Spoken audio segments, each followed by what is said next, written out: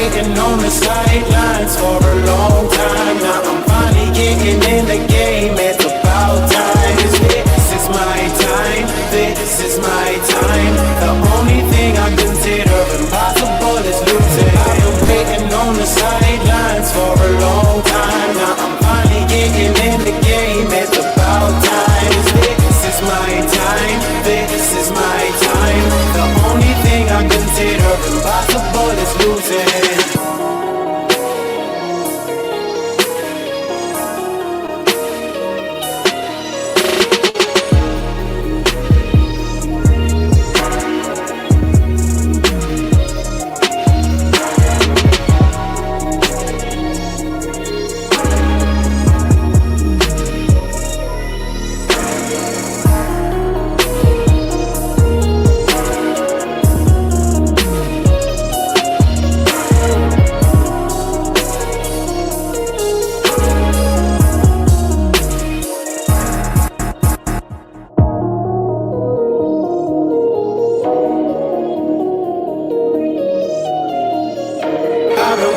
On the sidelines for a long time. Now I'm finally getting in the game. It's about time. This is my time. This is my time. The only thing I consider impossible is losing. I am waiting on the sidelines for a long time. Now I'm finally getting in the game. It's about time. This is my time. This is my time.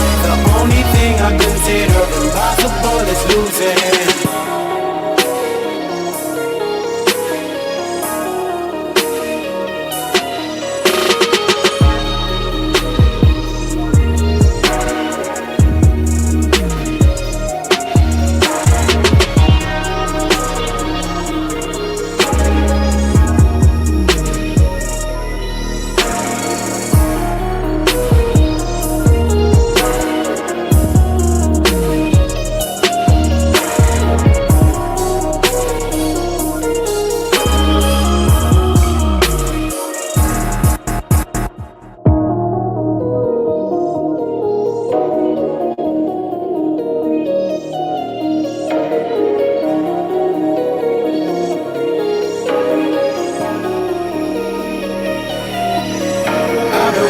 On the sidelines for a long time. Now I'm finally getting in the game. It's about time. This is my time. This is my time. The only thing I consider impossible is losing. I've been waiting on the sidelines for a long time. Now I'm finally getting in the game. It's about time. This is my time. This is my time.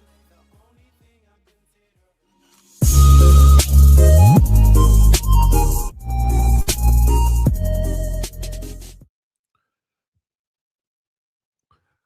What's up, ladies and gentlemen? Welcome back to TD PHINS TALK, home of the real Miami Dolphin fans. Make sure you punch that like button on your way in the building. Let your friends and family members know about the channel. We got a banger coming up because we got breaking news. The Buffalo Bills just fired Sean McDermott.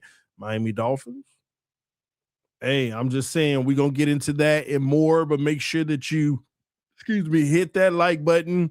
Let everybody know you're rocking with this channel. This stream is being powered, though, by Sleeper. Take advantage of a $100 deposit match, at least up to a $100 deposit match, using my code TD PHINS, all right? So get a $100 deposit match up to $100 using my code TD PHINS. Sleeper, get in the action. You can put your player props in, all of that for the championship round coming up next week. But guess what? If it ain't football, you got NBA, you got almost every sport when it comes to Sleeper. So if you enjoy player props, make sure you get into the action. They also have fantasy and so much more. Check out Sleeper, ladies and gentlemen. Go ahead, click the link. Deposit $10, they're going to give you $10, all right? So you have 20 to go ahead and have some fun with. Like I always tell everybody, if you're going to do it, this is the time to do it because in the playoffs, everybody trying to give their very best, all right? All right, man, we're about to get into this. Before we get started, this is going to be one of those serious streams. This is going to be one of those informative streams. We're cooking on this stream. Listen, man, I should have brought my seasonings up, but we finna cook on this stream because it's a lot I gotta say. It's a lot that I have to say about this, the Buffalo Bills, and why it matters for the Miami Dolphins and things, people don't understand about the game of football in general.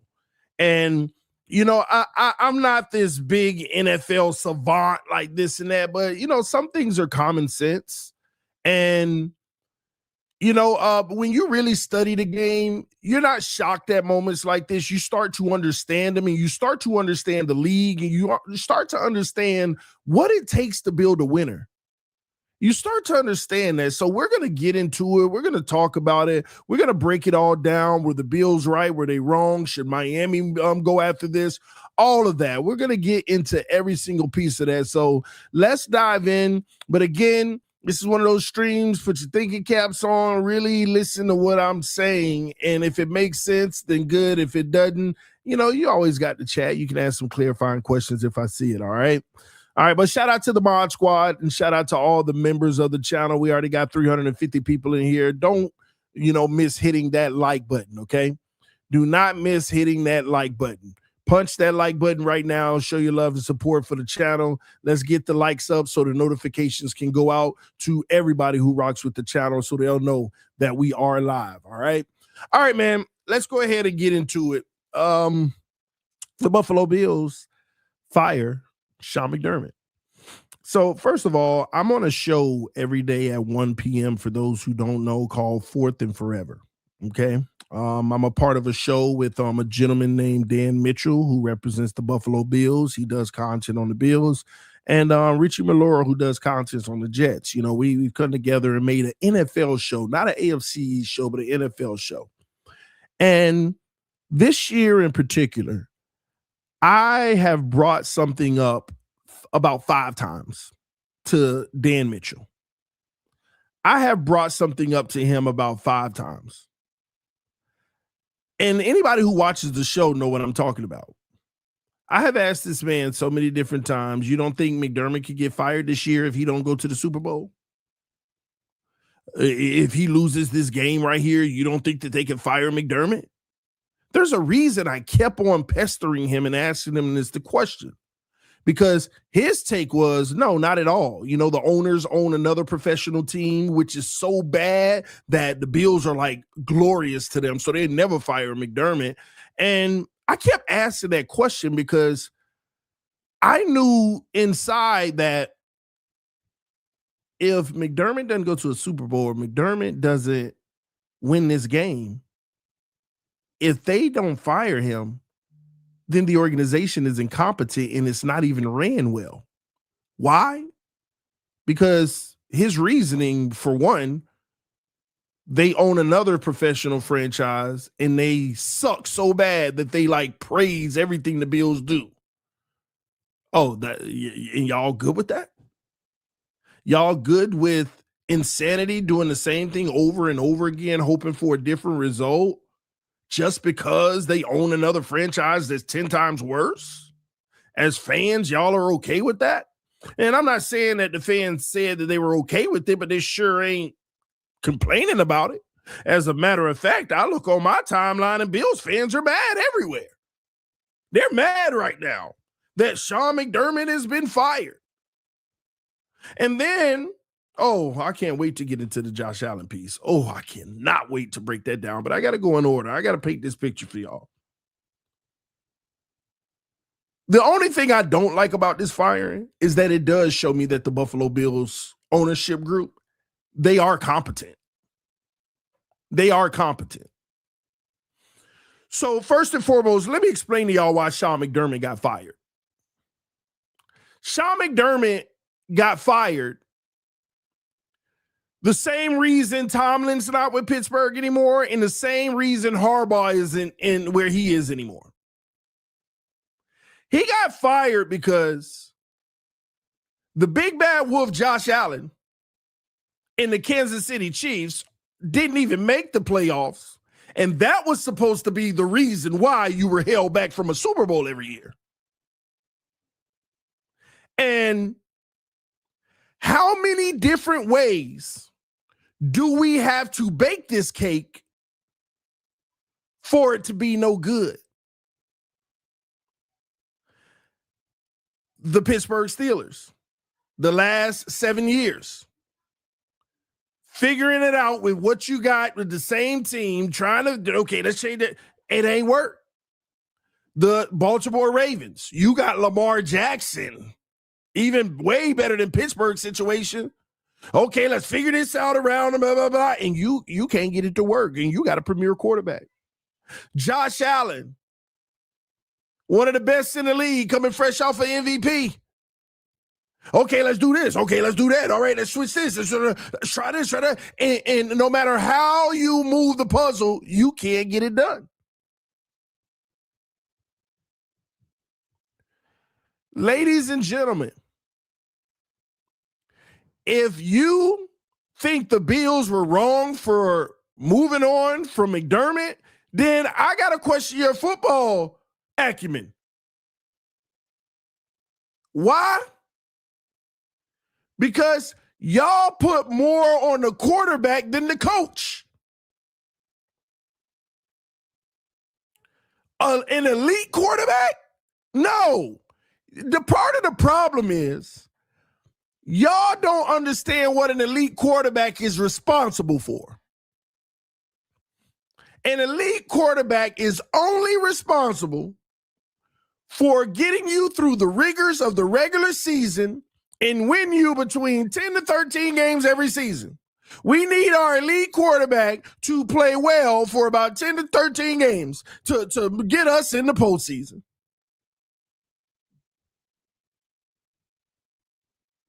And when you get in the postseason, you need him to also show up typically in the first round, which is why guys like Justin Herbert is going to start taking a massive hit from how I view him.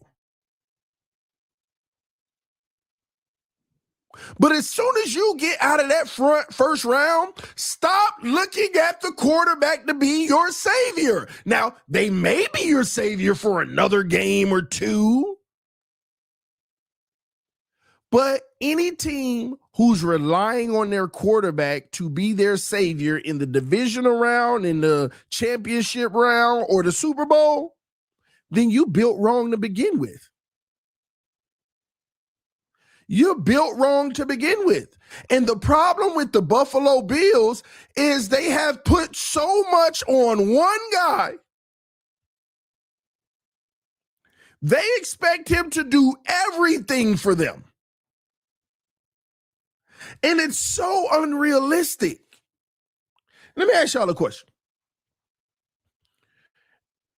If a top 10 team plays another top 10 team 4 times in a row, how many of those 4 games do you expect your franchise quarterback to be elite and great?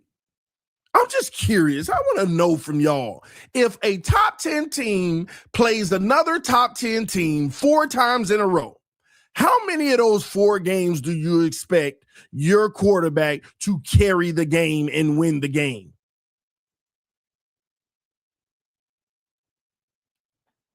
Two to 3. See, isn't that common sense? 2 to 3 games.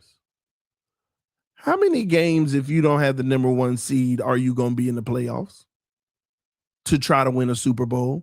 How many games do you have to play if you don't have the number 1 seed to win a Super Bowl? How many? Please indulge me. 4, right?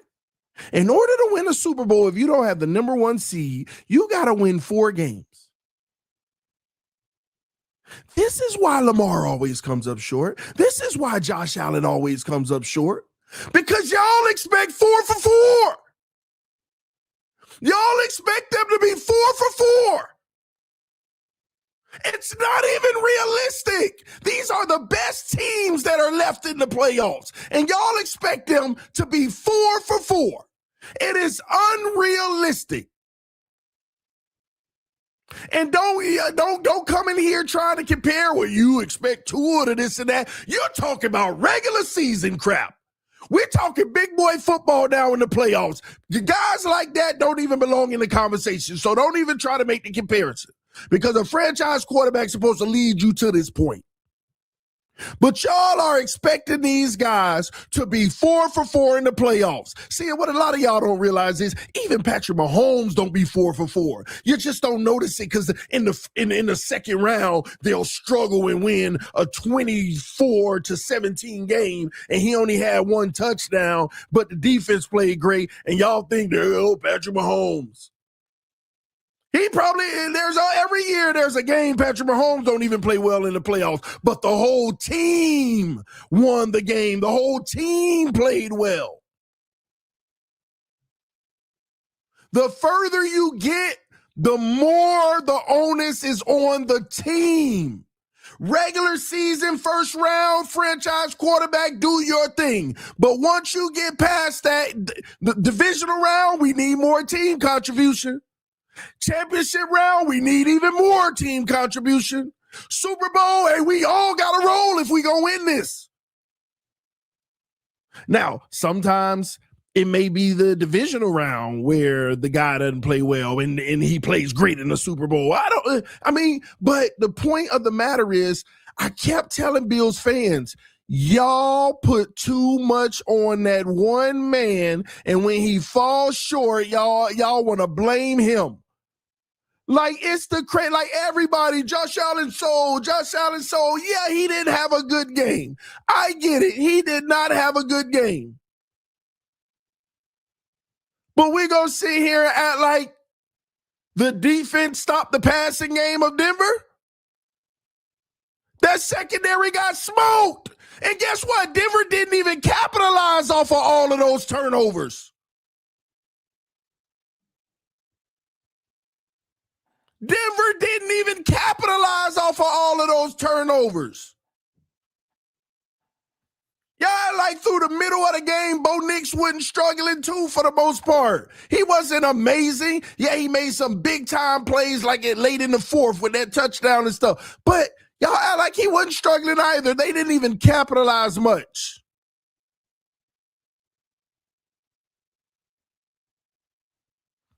The run defense held Denver leading rusher. Do you know Denver's leading rusher had like 26 yards? But that secondary got smoked. Where was their help? Where was the help there? And like I said before, you put so much on that one guy. And yeah, he was a bum. He was bad. But McDermott got fired because your quarterback was struggling and you kept on trying to put it on him. You know why they kept trying to put it on him, whether he was doing well or not? It's simply because they live and die by it. They live by Josh Allen and die by Josh Allen. I always tell people this, it's just like the NBA. You got a team that jack up all these threes, right? Which they typically never win a championship. Like they got 55 wins. They like one of the best teams in the league, and all they do is shoot threes and shoot threes and shoot threes. And they doing it very well all season. Then the playoffs come, and I say you're going to live by it and die by it. They live by it in the first round. They live by it in the second round somewhat. In the third round, when the shot's not falling, all of a sudden, oh my gosh, they sold. Shut up. It's normal. This is what happens. You can't live in, you got to have a well-balanced team. This is why I tried to tell you the Patriots would not lose to Houston. Everybody, that defense. You forgot about the Patriots defense? Wipe it out. Like everybody, that Houston defense is so good. Have you not noticed the Patriots defense is just as sound? They just don't create as many turnovers, maybe, but they're just as sound. But guess what? It's not fancy over there. The defense isn't winning the game alone. The only reason you notice the Texans defense the last 10 weeks is because technically they've been kind of winning the game alone. Oh, this Texans defense. It's easy to point them out when you're winning because the offense isn't playing great.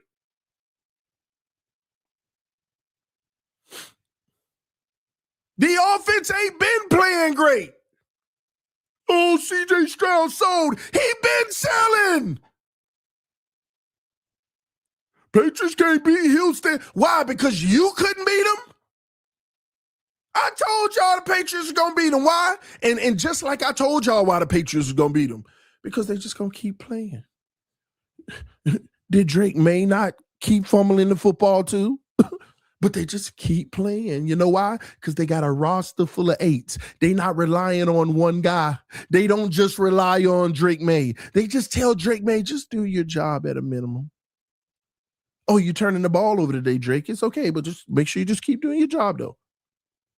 We're not going to put you in a position to keep on over. We need you to do it. Drake May, oh my gosh, the Patriots are perfectly built, and they did it in a first-year coach. Whole bunch of 7 and 8s on that roster. They ain't got no 5s and 6s. They ain't really got no 9s and 10s, other than Gonzo, maybe. Just everybody doing their job, playing good football, solid football. We don't need you to carry us. We don't need you to carry us. We don't need you to carry us. We don't need you to carry. Everybody just play the game. Oh, it's not there. Punt the football. Let's play good defense. Punt the football back. All right. Let's just keep playing football. We don't need Drake May to be the hero. We like y'all need Josh Allen to always be the hero.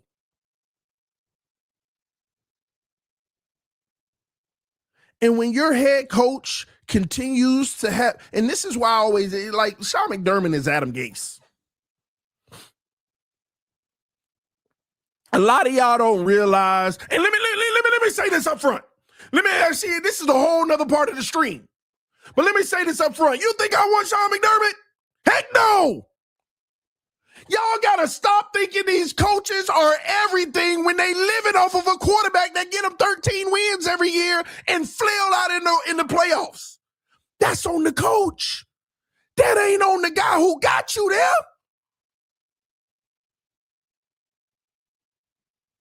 Maybe you should have been running the ball even more. It ain't like it wasn't working. Josh having a rough day. Let's run the ball a little more. Secondary, we need y'all to step up. Head coach, did you have them prepared? I'll do you one better. Did you have Josh Allen prepared? See, that's another thing y'all think of these quarterbacks, these elite quarterbacks. They just got all the answers. No, they don't. Y'all like they don't need to be coached up and prepared or whatever. No, I bet you they went into the week doing what they always do. We all know the offense. Let's just go out and execute. It didn't truly game plan. Because you wouldn't have him floating the ball down the field all game, getting picked off. You'll make things easier. Run a few more screens. Run the football a little more. Do things like that.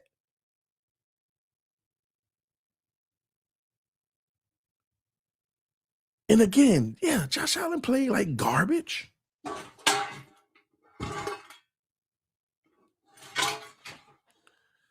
But blaming him is your problem. Because you rely on him too much. You rely on one guy to be your savior. There ain't no one guy in this league that could be your savior. And here's the biggest lesson of it. Tom Brady wasn't even the Patriots' savior all those years. It was that team. Everybody just did their job. And since they all did it consistently for 20 years, he was able to be awarded GOAT because he did his job for a long time consistently. See, y'all chasing these, oh, Josh Allen heroics. Tom Brady ain't never really had heroics, but he the GOAT. Y'all look at it so wrong. Y'all look at it so wrong. This is the NFL, not the NBA. Only the NBA gets away with that. The problem with the Bills fans, y'all don't realize y'all have a Michael Jordan playing in the NFL. This ain't the NBA. Y'all got a Michael Jordan playing in the NFL.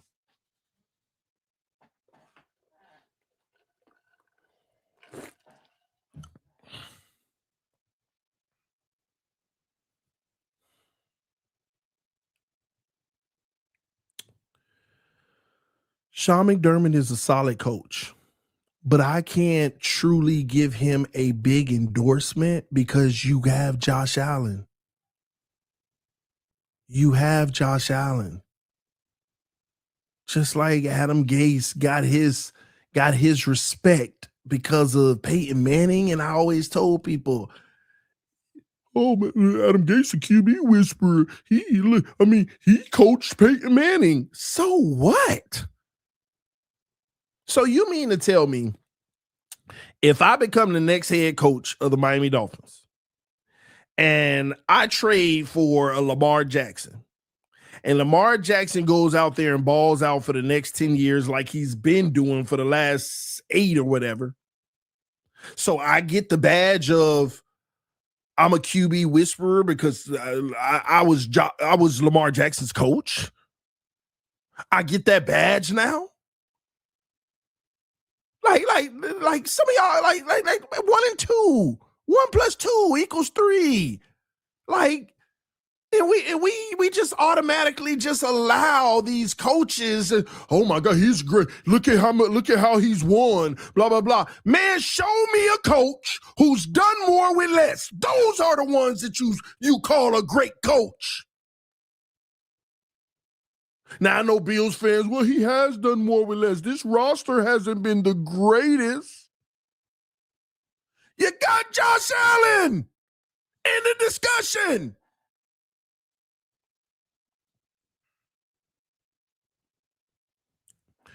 You know why I've been saying Drake May is elite all season?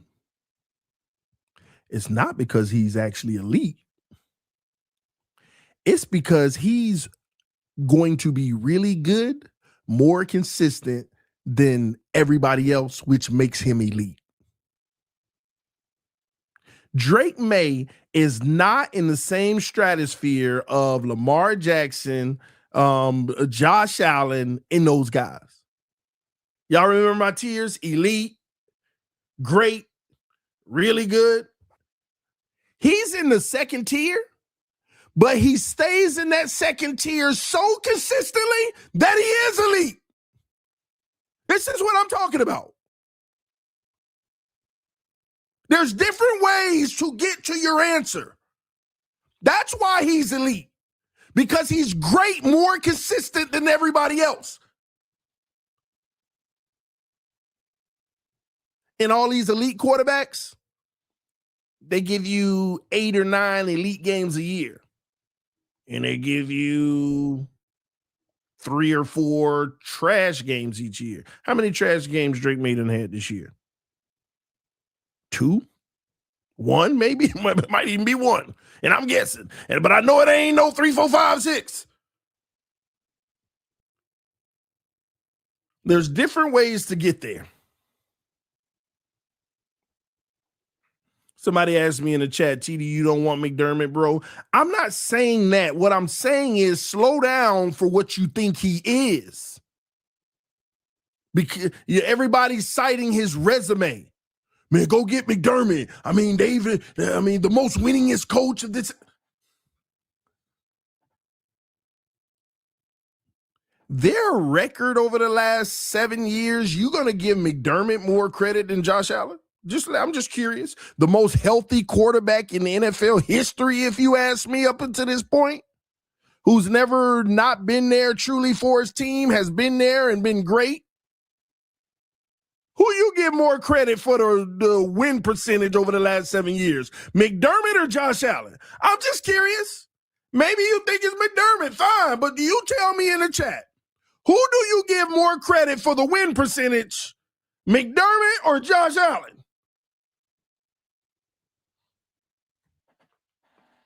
Because if you're not going to get another Josh Allen, we really don't know what McDermott is as a coach.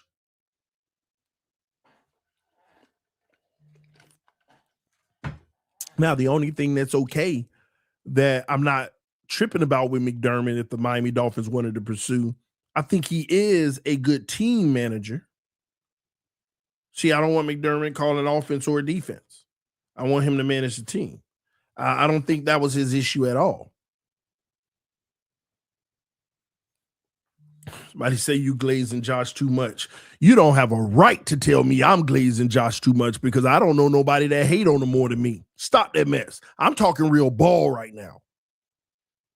In relation to, we don't need to make the same mistake. See, this is the mistake people who get a franchise quarterback makes. This is the mistake people who get a franchise quarterback makes. They so happy to have him, but they put all the pressure on him. Now, it rightfully so. They should have some pressure. But God, dog, man.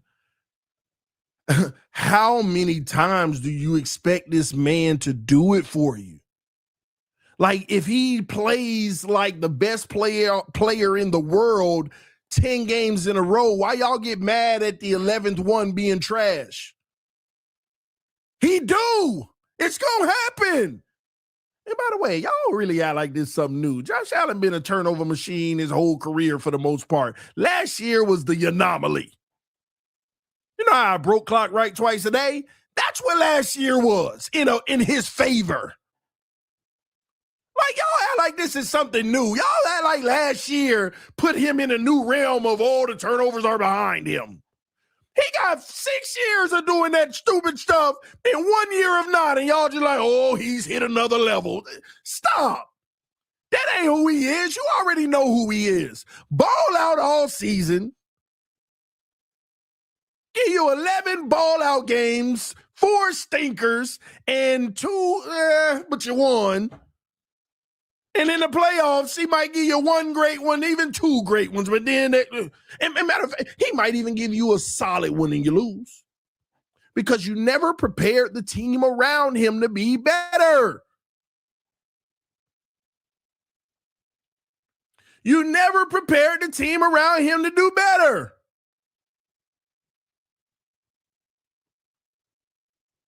The only thing they have ever really truly done is go get Cooks. And you should have kept running him down their throat last night.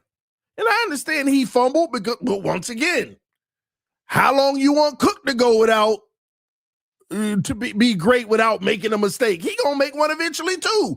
Those conditions, every game was turning the ball over in them conditions.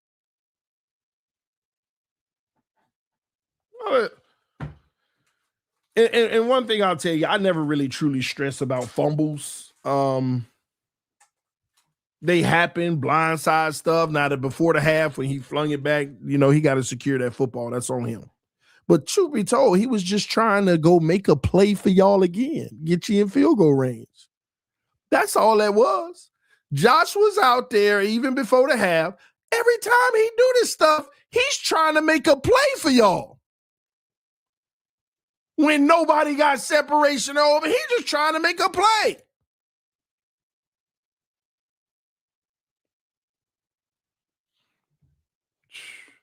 TD stop it. McDermott didn't turn the ball over. McDermott didn't help him avoid turning the ball over. Can me ask you a question? Was Cook running the ball well last night? I mean, the other night, was Cook running the ball well?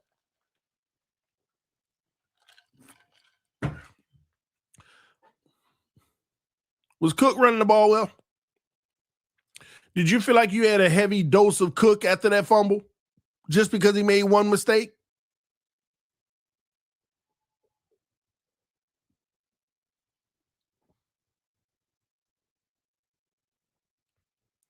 It's amazing to me. That's why those guys were crying. Josh feels hurt. And I ain't gonna lie to you. I may be a empathetic guy. When I saw that bum crying, I was so happy. But I get it. And his teammates. Did you hear his teammates, all them interviews? They were crying. They were crying for him. One person said it perfect in the locker room, and I loved it, whoever that was. I didn't take the time to stop and say, who was that? They said it perfect. They said it with emotion. They were like, I mean, he the only reason we here. Almost made me cry. But this is what y'all don't understand as fans. He the only reason you're there.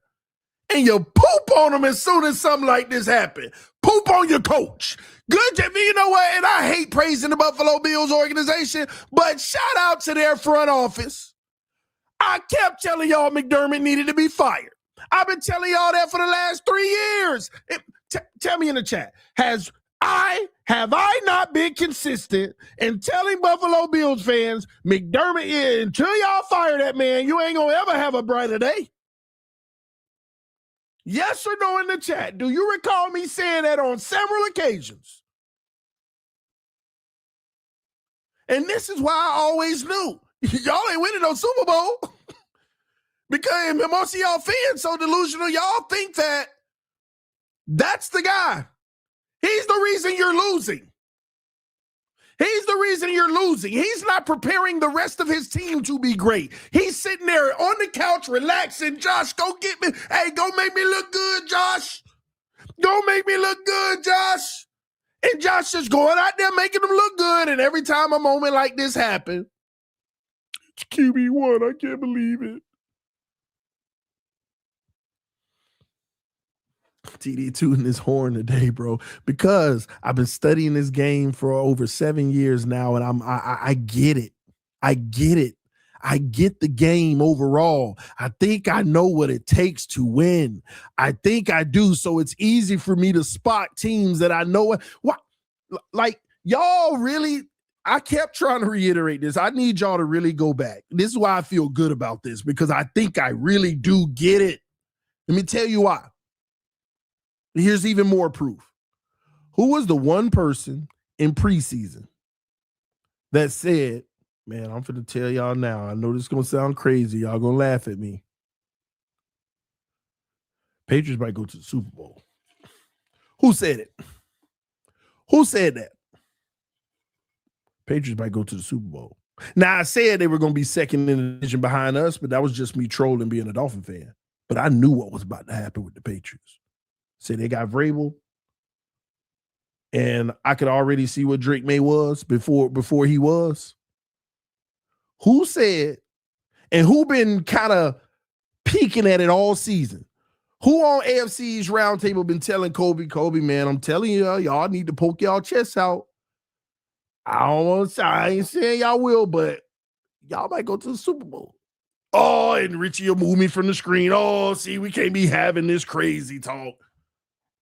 Y'all thought I was trolling. Y'all thought I was trolling just to troll the Bills. Now, it was funny because I truly believed it, and I knew the Bills were pretty much not going to win the division from day one. But I knew how the Patriots were assembled and what Mike Vrabel brings to the table and the quarterback that he has. I knew. You can look at how you build a team. I knew. They don't have a run game. You don't understand Mike Vrabel. And I understand the landscape of the league. Almost everybody has got away from filling their rosters with 7 and 8s only. Everybody's going after the 10s and the 9s, like the Dolphins did when we start trading for everybody. That don't get it done. Now you're not injury proof. Do you know how many injuries the Patriots have dealt with? Nobody talk about that. Nobody talk about all the injuries the Patriots deal with, guys in and out of the lineup. Nobody talks about it. They have been rocked with injuries throughout the season. But it doesn't matter because of how they're built. Hold on, man. Richie FaceTiming me.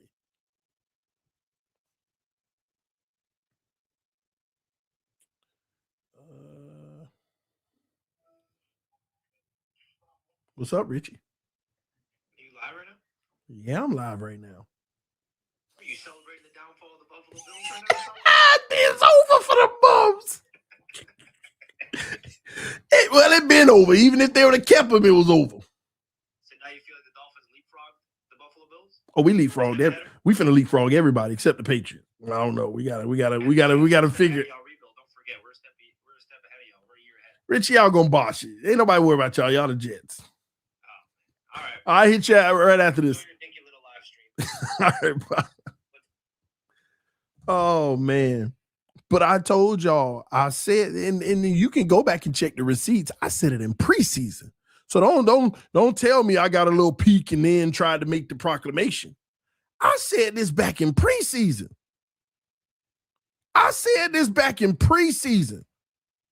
I also told y'all last March, Rabel, man, I already know what's about to happen. They finna be a lot, but I told y'all in preseason. Patriots, man, I'm telling you, it's something about them. I'm telling you, but I ain't gonna lie, I couldn't bring myself to say they're gonna win a Super Bowl. I just kept saying, I ain't finna, man, I'm telling y'all, I kept reminding y'all about the Patriots. And everybody who watches channel on the normal, y'all know I ain't lying right now. And if you watch the AFC East, you definitely know because I say it every week. And I even get on Kobe, who's the Patriots representative, and I say, y'all need to poke y'all chest out. Y'all legit. Y'all don't get it. Yeah, you don't do it the sexy way. But this is the Vrabel Patriots way. It fits. People forget, Vrabel played for the Patriots and won 3 Super Bowls as a player for the Patriots. He didn't coach for them, but he knows the Patriot way. He played in the Patriot way. And I saw him coach in other locations the Patriot way, why they had success. Couldn't win a Super Bowl, but had success.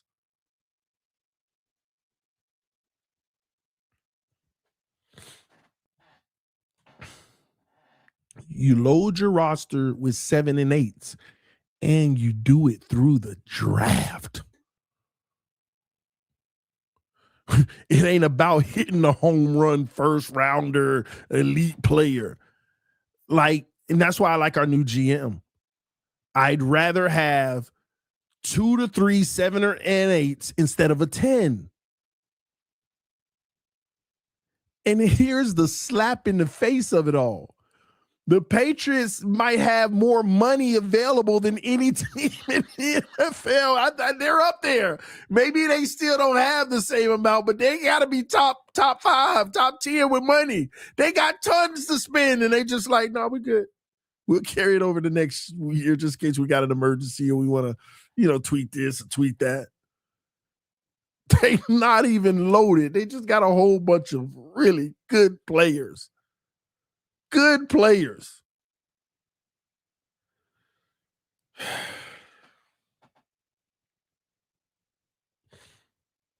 Oh my gosh, man. They had 31 million over the cap. The Patriots, they must have re-signed a lot of people to be 31 million over the cap. They had the most. They must. They 31 million over the cap, Ronnie. All year they've been like, next year they'll have like 60 or they'll have a lot of money. They must have looked at some of these players and extended them, but it don't make sense. I have to look at it. They must have extended some players that they believed in. Because that don't, I haven't seen the Patriots been. Let me just look it up now.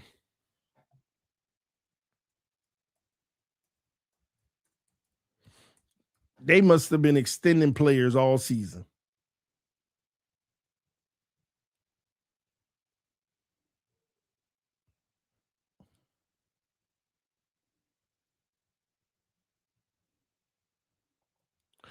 Man, what you talking about?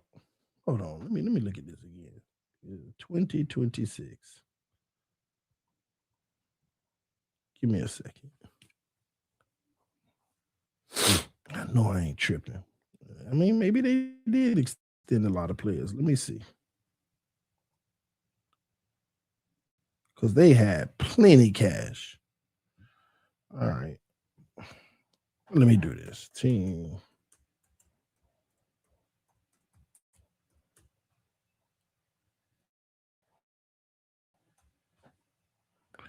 All right. 2026.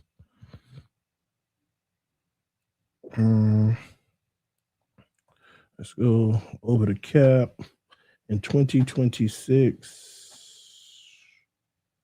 Oh, yeah, I have no clue what you talk about, bro. The New England Patriots are 3, 4, 5, 6, 7, 8, 9. They're 10th with $31 million in cap space. And again, that's with that's a top 50. That's their top 50, which they can move on from some of these guys. They have 31 million in cap space. And I'll say this now. They're going to add another 40, like most teams every year.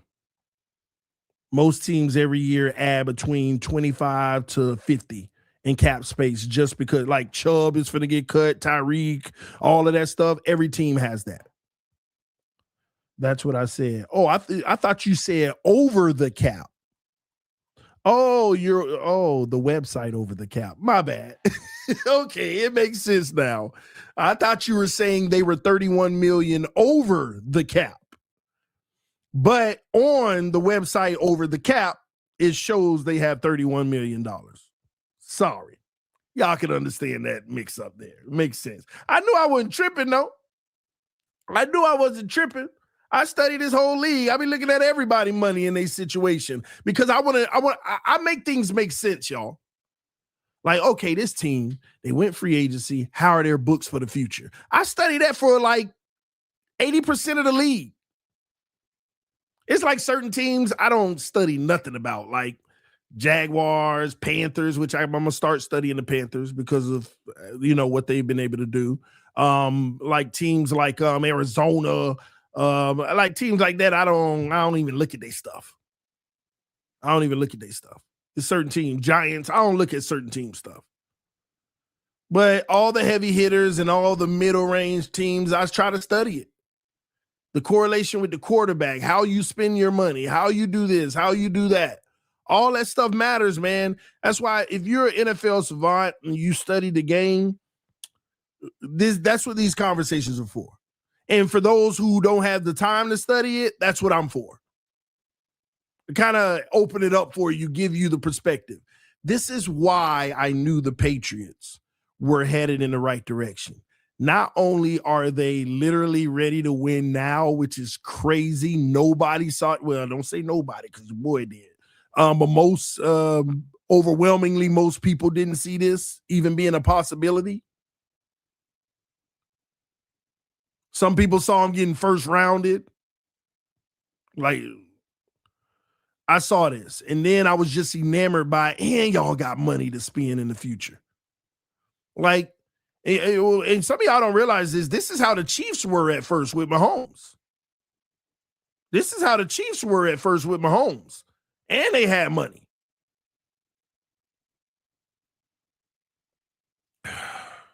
Question, TD, how are you going to get our books in order?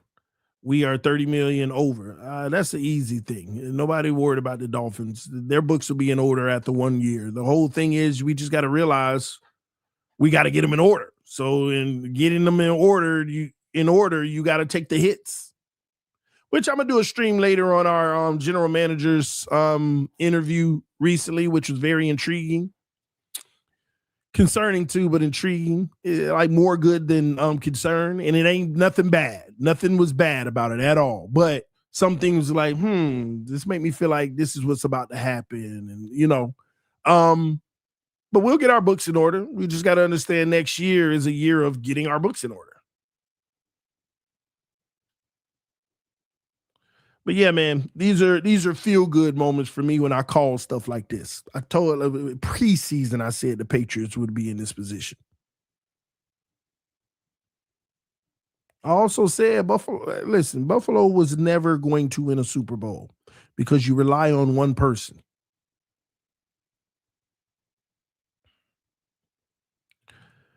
You rely on one person.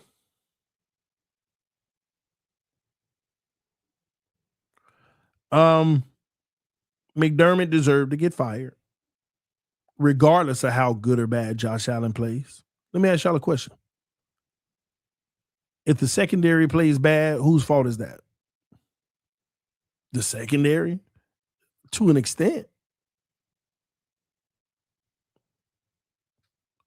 If Josh Allen plays bad, whose fault is that? Y'all just want to say Josh Allen. When y'all look at quarterbacks, y'all give the coaches no responsibility. Y'all give the quarterbacks no responsibility. I mean, the coaches. It's a no-brainer. Josh Allen should have been better, but he wouldn't. Who's responsible for that? Who's responsible for preparing him and putting him in a favorable situation? Who's responsible for that? Oh, he's a franchise quarterback, so he's supposed to just have all that figured out and supposed to deliver every time.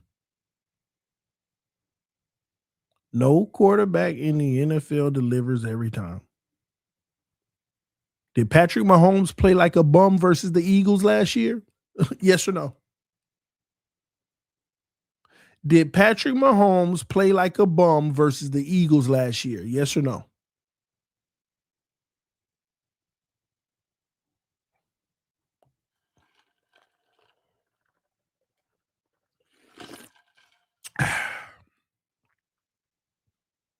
Absolutely horrific. Lamar has his moments. So Josh had his.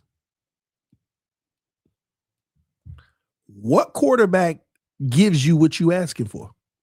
Bills fans. If you want to blame Josh Allen, tell me the quarterback that has always given what you're asking for, because that's what you asking of Josh, to always give it.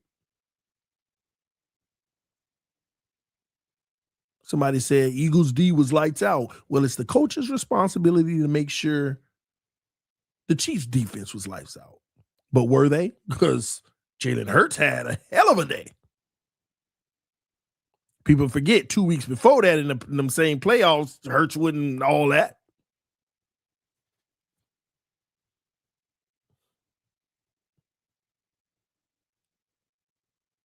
In a divisional round, it was a Saquon party.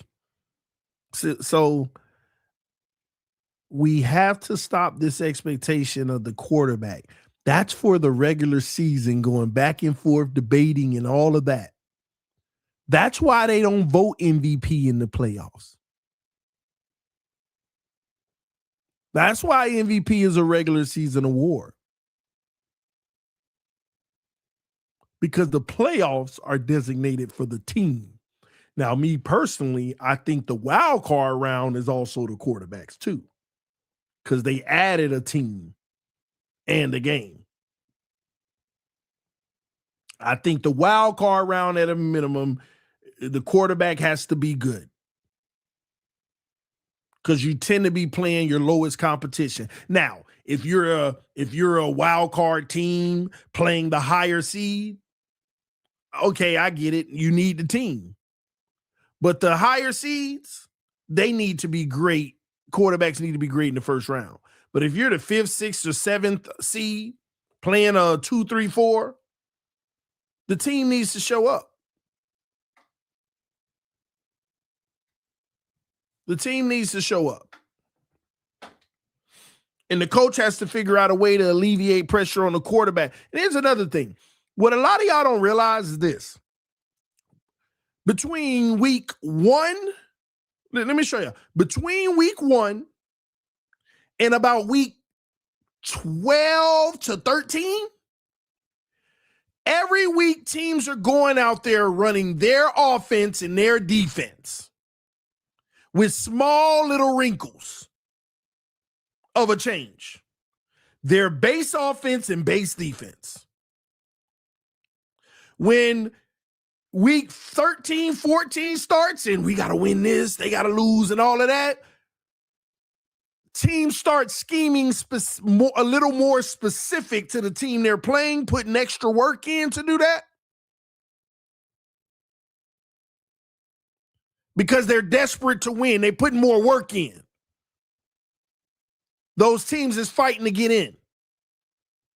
Remember that. The reason why I bring that up is it's just like the playoffs. The playoffs are not regular season week 9 preparation. When the playoffs start, everybody got the game plan. They got all the tendencies. They got all this. They got all that. All right, here's how we want to attack them. Here's how it's on steroids. You need to know all the cues, not the here are their main cues. Here are their main this and that. That's week 1 through 13. Here's the scouting report. Here are their main. In the playoffs, here are all. Everybody go home and study it. Everybody get in your books. Everybody, the more you put in, the more you know on that field.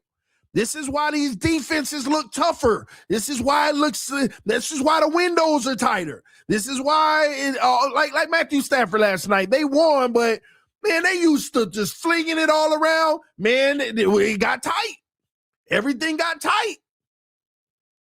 That's why that score was suppressed. Everything was tight. Everything mattered. Everything was bang, bang. Because these guys know I'm studied up. I haven't studied like this in the play. Like everybody got to study their reports of the other team. Everybody watch film all on the plane, when they land, on the way to the game. Everybody. This is what's required. This is why when they get in the game, they see something, they point to everybody like on edge. Okay, yeah, okay, I remember that. Hey, look, everybody. This is what they're doing. And it's tougher. It's harder. It's on the team. This is where the schemes come out. But the great coaches, they try to instill that behavior in their team every week, not just week 1 through 12. Out of the 32 teams in the NFL, I'm telling you now, man, I'm not in the locker room, but I'm telling you, based off of what you see on the field, about 28 teams every week give you the general game plan, the general scouting report. There's only about 4 teams in the NFL that's literally giving you the full report. Like, hey, we need every week you grinding and your cues. That's why I was a huge fan of Brian Flores. Every week, the game plan is actually methodically thought out, looking at the opponent, what they love to do, how my scheme is going to, how I need to adjust my scheme. Okay, today we're going to, because they do this, they do that, blah, blah, like, and not just their base defense. Like, look at the Miami Dolphins with Anthony Weaver. We got a base defense and we're solid in it, but it's a base. Just do your job. Do your job. It ain't a specific scheme for this quarterback, this offense, this, that. No.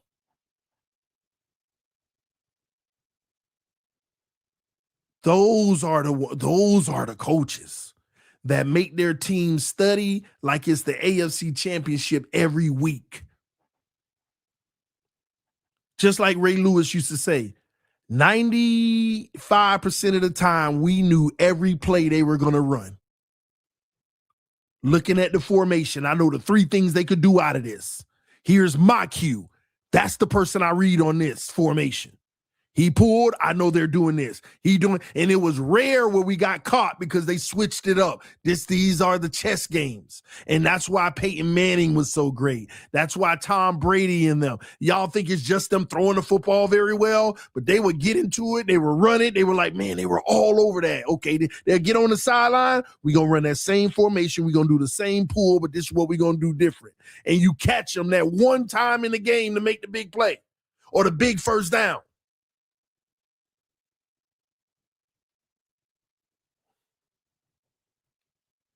You want to know why the Chiefs won that Super Bowl where the guy faked the motion and went right back out in the flat? Because they are part of that same formation in that offense. 9 times out of 10, when they run that formation in that sweep, they hand it off or fake the handoff back to pass. But the action goes that side of the middle. So when you got that one wrinkle sitting to the side, we've showed them this all year. Now we're going to hit them with this. That's game planning. It's the small, minute details. Like, some teams don't even get to that point. Some teams holding on for dear life. They not game planning. They not scheming. And you want to know something? The Buffalo Bills are one of those teams that's just going out there running their system. Like Dan Mitchell said, I forgot which defense he said. Oh, we're good. We're going to do this. We're going to stay in our base this. Yeah. Anytime somebody say we're going to stay in our base this and we'll do well, you're going to get beat by a team that actually game plans. We run a base this and you know that. See, let me tell you something. I'm going to be honest. I can't stand a team that has a base defense.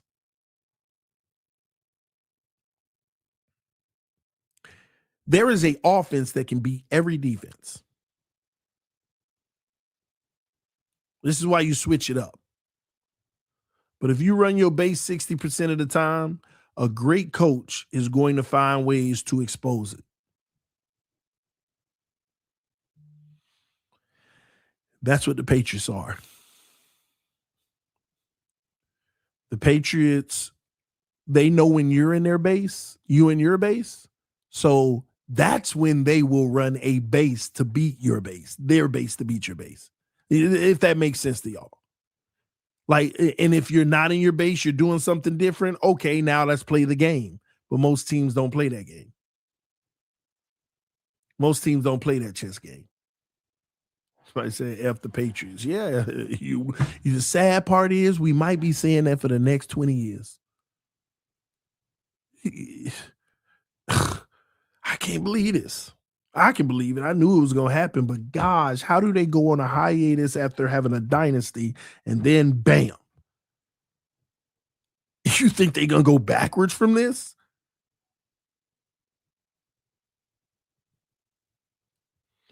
You think they're going to go backwards from this?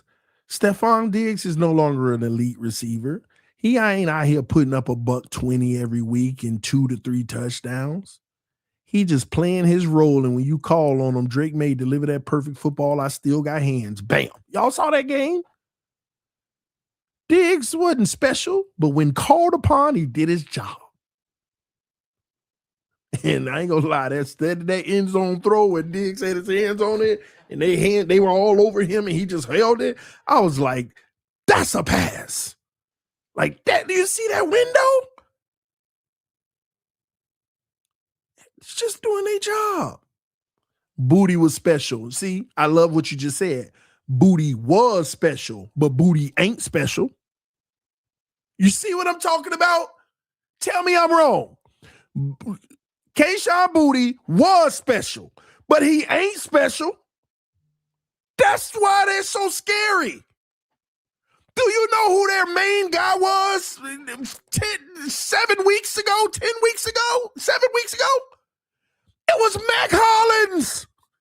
It was Mac Hollins. Out there having 100 yards. Oh, my God. This is what y'all don't get. Load the roster with 7 and 8s. Now you got depth. A guy go down, next, my 8 go down, where my 7? All right, come on. But we so enamored in this league with, oh, my 10 went down. All right, bring in the 5.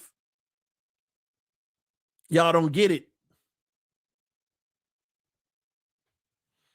Keisha, a Booty for 4.5, 29 vert, not special. No, man. I don't care that he was a first round talent before the off field issues.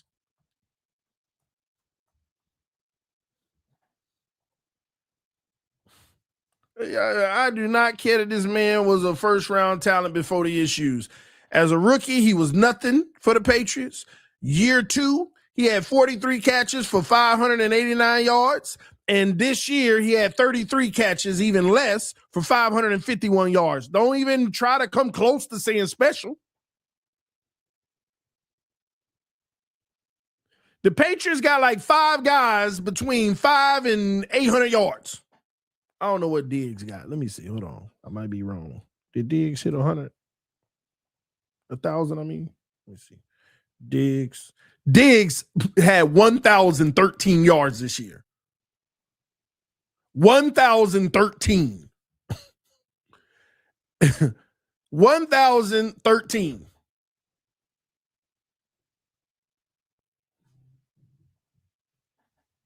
Saying this ain't your 1,200 yard, 1,300, 14, 15, 16, 1,700 yard receivers.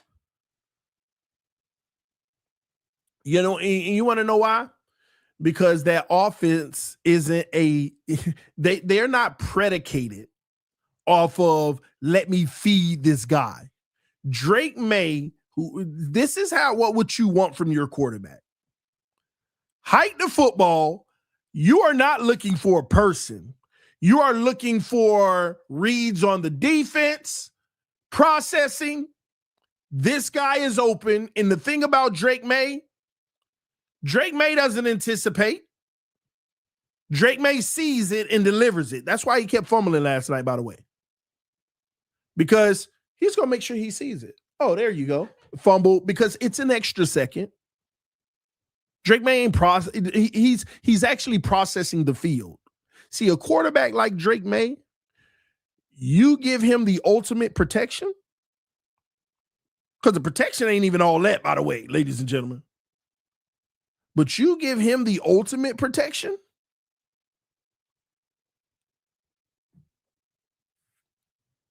trouble, man. Trouble in this league. I mean, I don't know who will be able to stop that offense. And here's another thing I said. The Patriots are going to win because they're going to score more than 27 odd points. I don't even know what was the score in that game. Hold on. What was the score in that game? 28-16.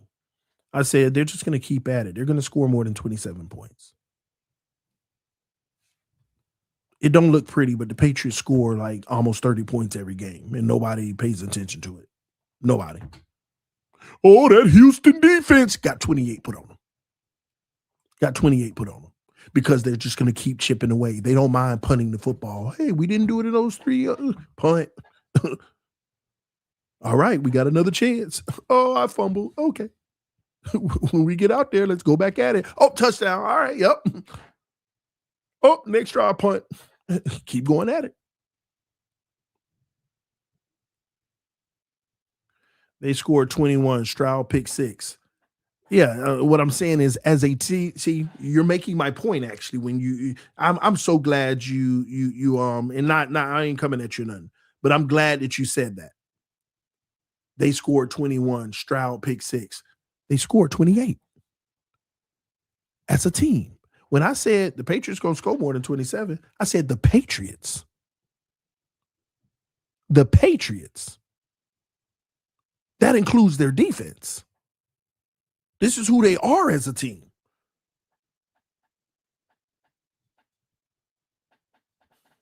Five turnovers? Slow down. Y'all think that had much to do with CJ Stroud? I was tweeting during the game. If you watch the same game I watch, I was counting them. The Patriots had 13 opportunities to intercept the football. 13. They had 13 opportunities. Oh, he dropped that pick. He jumped the route and, couldn't get it. Oh, they plopped it in the air. Dofer couldn't get 13. What, they got 4 or 5 or something? 4, whatever. They had 13 opportunities to intercept the football, jumping routes, and oh, crap. Oh. Yeah, Stroud was bad, but you ain't that bad. That's that defense. This is the playoffs. They knew everything he was going to do.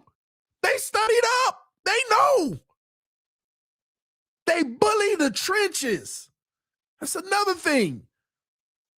This is why I knew Houston didn't have a shot. I don't care nothing about Houston defense.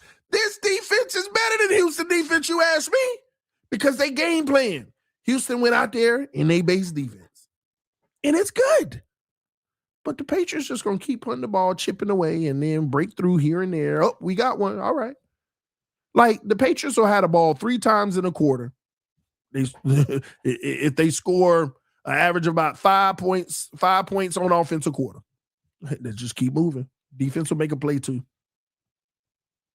Here's another thing. Y'all act like other than that pick six, did the Patriots really capitalize off of all of them turnovers? Did the Patriots really, if they would have capitalized, it would have been 50-something. It would have been 50 to whatever. They weren't even capitalized. They would get another turnover and punt the football. That's how good they are. And people just keep pooping on them because it's like they don't really have anybody. And this Drake May, he's a good quarterback, but I'm still not sold on him. You don't have to be sold on Drake May. The problem is you're trying to compare Drake May to Josh Allen, Lamar, and all of those guys to determine how good you think he is. Stop doing that. He ain't even playing the same game. He going out there playing his game, doing his job, and making a big-time throw every 6 throws. That touchdown to Kayshon Boutte with the one hand, you had to put it in that one particular spot. That throw in the middle of the end zone to Stephon Diggs in triple coverage, right in the spot. He's great. He's great. You just don't see it because he don't look like Lamar and Josh doing it. I've been telling y'all this. I saw it last year when he was losing. And y'all who've been on this channel and watch AFC East, tell me I'm wrong. We're not saying I saw enough from Drake May. It wasn't pretty, but New England did him right. They told this man, go out there, throw as many picks as you want. Just feel the game, man. This is your rookie season. We ain't got no expectation. That's what you're supposed to do to a rookie. Go out there, feel the game, man. Enjoy, man. Throw 50 picks. Who cares? If you're going to be our franchise, I need you to go out there and take every chance you want to. I don't care nothing about how you doing. Go take every chance you want. But make sure you're learning from every chance you take. So every chance you take that don't work, I'm just asking you not to repeat it. That's why I need you to go take as many as you want so we can study up what happened. And that man went out there last year. He took chances. Sometimes it worked, sometimes it didn't. But you saw, if you paid attention last year, you saw they got them one. I know it ain't look great, but by the way, this is a trash roster. It's the difference between a Zach Wilson in that situation and a Drake May. Zach Wilson was thrusted into the same situation that Drake May was thrusted into. You see the difference in play from last year? Drake May kept his head above water. Y'all were just watching to see if he was going to first year be electric Jaden Daniels. No, they gave him the blueprint. Go out there and have fun and do everything you want to do. No expectations. Go throw picks. Go enjoy the game. This is your season. This is the throwaway season. But let's make sure every week we learning from this, from everything that happens. Now that kid feeling himself. I ain't never seen somebody on the field more confident than Drake May. Nothing bothers him. Man fumble the football. All right. All right, defense. I can't wait to get back out there. Like it ain't like you saw with CJ Stroud. Drake May, run to the side. All right, I get another chance. Not an ounce of being phased. It ain't smiling either like Tua. No, they got me. No, just about business. Okay, let me go on that side and see what just happened. What didn't I see? What didn't I see? That's what it's about, man. This game is so vast in what it takes. And some organizations understand, but they keep it a well-known secret. That's why I be studying this mess. I know what the Patriots are doing. I know what they've been doing. I know what they've been doing. And let me give y'all proof of why they know what they're doing. They literally moved on from a young quarterback in Mac Jones who played well enough to even make a Pro Bowl. But they saw that he was good enough not to be good enough early. Yeah, y'all see him in San Francisco whenever he started, when Purdy was out. Oh, well, man, he's going to be a good free agent. He's making plays. This is still, we know who he is. It still ain't no difference. Mac Jones ain't got the wheels that Drake May has. He ain't got that killer instinct like him. And he don't throw the football as well as Drake May. Like, Drake May was the upgrade over him, and a lot of people won't notice it. A lot of people won't notice it because Drake May, his greatness isn't even noticeable. It's just continuously doing this job and making a few big time clutch tight window throws and running the football and getting down. And I mean, he makes a lot of good decisions on the field. Like, think about Drake May's game yesterday. I'd argue it was phenomenal. We're just going to point at the strip sacks. Yeah, that O-line been like that all year. And you're playing a great defensive front. I thought he was phenomenal. We're going to blame him for fumbles that he ain't even seeing on the blind side coming around. And yeah, he held the ball an extra second late, but guess what? He saw his target and was about to hit it. And you go watch that film, you'll see exactly what he saw, and it would have been a big play. But good job with Houston. They got to him. That's why you got to rely on that O-line to hold off that one more second for him. And some people will say, well, he got to be better at feeling the pressure. Man, go look at them. Go look at them fumbles. Whole pocket collapse right around him. Ain't no lane to run, but he about to deliver it, fumbles. He's taking off running to make a play. They got him. It came out in those conditions, by the way. These are all things that you brush off. Oh, okay. Dang, that sucks, but it's all right. Let's roll. It ain't a mental error. That's another thing. His turnovers don't be mental errors. It ain't a mental error that my left tackle got blasted right away and it's my blind side and I can't see. It ain't a mental error in these icy conditions where everybody got the ball plopping out. I'm diving for it first and it comes out. It get hit out. That ain't a mental error. That's trying to make a play. That's why I said the same thing with Josh. He kept trying to make plays.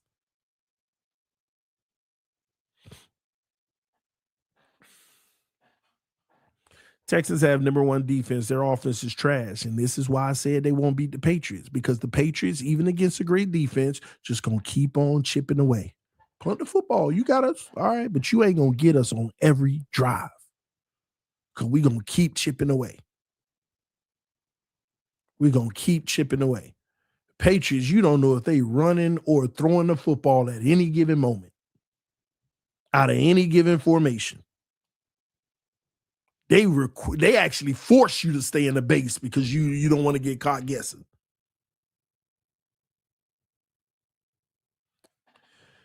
And Houston stayed in their base, and it's a great base, but it ain't gonna withstand the toll unless they got a great offense.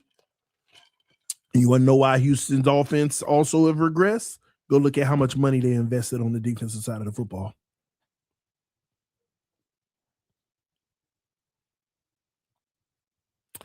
That's how it works. So Miami and our general manager,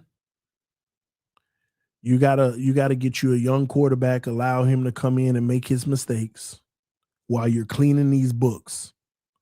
I'm gonna be honest. I know we're like, oh well, let's wait to 2027. I would like the Dolphins to have their future quarterback on the roster this offseason. He might already be on the roster. I'm not saying Quinn Ewers is, but he might already be. Or go make a move and bring somebody in, allow them to have a try-it year with our new OC. And during the go make your mistake year, clean out the salary cap, clean your books. And some of y'all, let me say this, with the right coach, let me say it again, with the right general manager, the right coach, and the right quarterback, what many of y'all need to understand is we could be the Patriots in 2027. Just make sure that 2026 you do it right. But you got to hit on those three things. We got to have the right general manager identifying real talent in the draft this year and next year. You got to have a coach who is sound and doesn't placate to what the league is doing and has his own thing like Vrabel. And you got to have that quarterback who is solid, ironclad, not mentally weak, can play the position. Give him that 1 year to just blow it. Go throw as many picks as you need to. Practice the game, learn the game. Let's just make sure every week we're seeing whatever mistakes that you did make, let's correct them. Encourage new mistakes. Hey, man, throw the ball. Hey, if it get picked off, it's okay. Throw it. You see that window is tight. Because we also need to know if you can make those throws, if you can do this or you can do that. Encourage bad play. Go out there, be reckless. Feel the game out. Learn what you can and what you can't do. You don't have to be perfect right away. That's what the Dolphins should do. And you might determine, through all that learning, I see that he's not learning from the learning. He's not the guy. Next guy. Do it again. Next guy. But that's how you got to do it. And then when you finally see that guy that, man, he's taking chances, but I'm seeing that he's learning from him. I'm seeing that he's doing this like we taught him. He's doing that. He used to do this in this situation.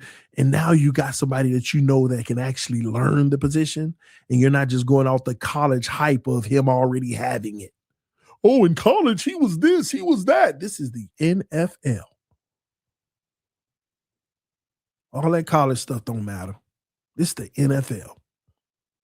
I want to know that you can learn because you got to learn in the NFL. Because guess what? Everybody's faster, everybody's bigger, everybody's stronger. And this is why I can't stand these quarterbacks. And it ain't fair to them.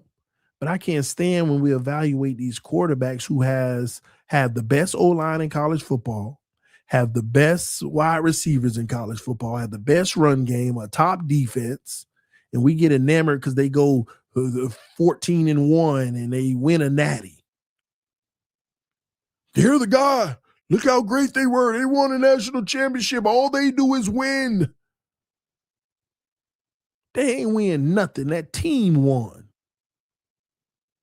Because in college football, you get credit as a coach. Matter of fact, the coach wins college championships. The players don't. They go along for the ride. The real game of college football, what coach can attract the most talent? And the more you got, the better chance you got. And when you win a natty, it's the coach that should celebrate because look at what I put together. I got more 5-star recruits. I got more of this. That's why, what's his name? The Indiana coach. He don't be having the best rosters.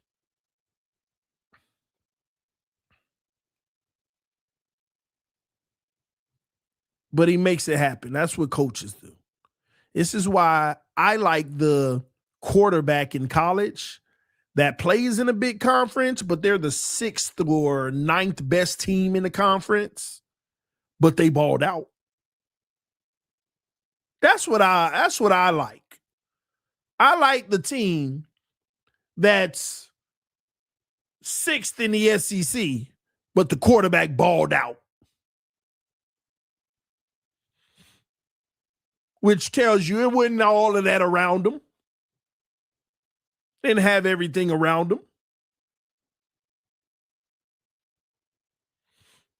And I'm not saying that quarterback is better than the quarterback from the number 1 team.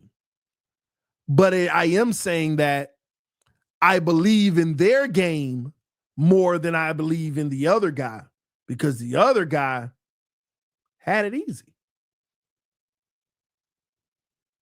Don't mean that other guy can't come in the league. The number one pick and the top team can't be great. Yeah, he can. But he actually still has to prove it in the NFL when things aren't an advantage every week. The guy who didn't have to prove it, you've already been through the ringer. You had to go up against the number one, and you balled out in that game against that top defense with subpar weapons.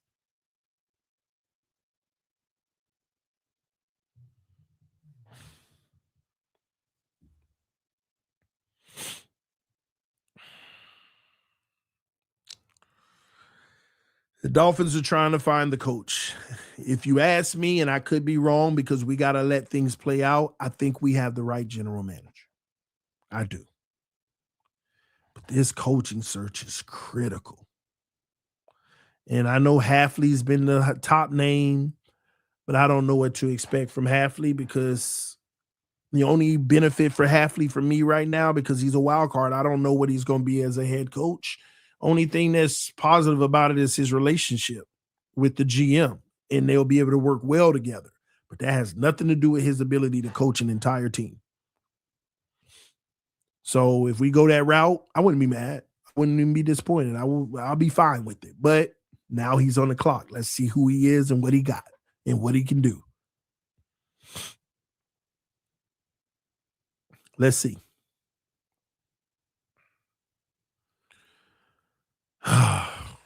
TD, are you ever going to take down your Christmas decorations? Yeah, I always do at the end of January. I'm one of those people. I let it ride because I just love the ambiance and I love the holiday season. And it's my birthday as well this month, just passed last week. So I keep my ambiance typically until February. Yep. Think about it. Like Christmas and all of that is such a big season but it doesn't last long. You come right out of Thanksgiving and you got 1 month. No, I think I'll do 2. That's kind of how I feel. All right. Won't it be funny if the Bills hire Mike McDaniel and they make it to the Super Bowl next year? It would be our luck as Dolphins fans. Listen, McDaniel's with the Bills. Here's what I would say. Dang, you just said that and it just slapped me in the face. That actually just slapped me smack dab in the face. And let me tell you why. Because the Bills' issue is that they rely too much on Josh Allen. McDaniel would remove that. Mike McDaniel would remove that. That offense would be a little more versatile with this misdirection and things like that. And here's another piece to it. For McDaniel, they would actually go get a weapon at the wide receiver core. Jesus. Oh my God. Listen, it's a joke, but you make me want to block you right now just for making so much sense. That would be an issue for the Dolphins, the division. They would really be competing with the Patriots, because you would have, in my opinion, more consistency on offense because you don't got Tua now. You got Josh Allen. Mobility in what McDaniels already can do on the offensive side of the football. Now he got to make sure that he might want to beg the DC over there to stay. Because the defense is good enough if you got a McDaniel situation with Josh Allen. Got to go get that weapon, but they already tried to trade for Waddle. Hell, they might even offer more now if that happened. Hey, I'm over here like, oh, the Bills, it's over for good now.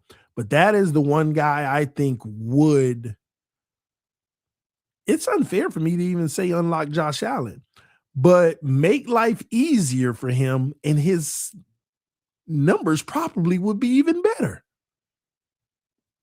And he probably would turn the ball over less because McDaniel, he can run where Tua couldn't and where Tua would blow it and throw them interceptions and stuff. Yeah, they got a solution, but I don't think they'll do it. Well, I don't know if they'll do it, but they have a solution. He might be their solution. I ain't gonna lie. He might actually be their solution. McDaniel never made second half adjustments too much coach. Well, let me tell you, with Josh Allen, he ain't got to. With Josh Allen, he don't have to. With Josh Allen, McDaniel wouldn't have to make it halftime adjustment. I mean, they'll be blowing everybody out, I think. You can't tell me McDaniels ain't going to give them another 10 points a game. Making Josh Allen more efficient. Making what's around him contribute more. And that run game would be on steroids. More onus on the run game would be on steroids. And yeah.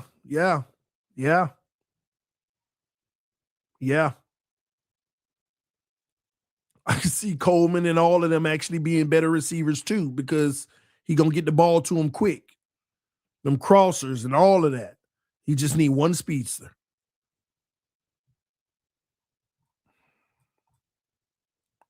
Just hope that don't happen. Just hope that don't happen.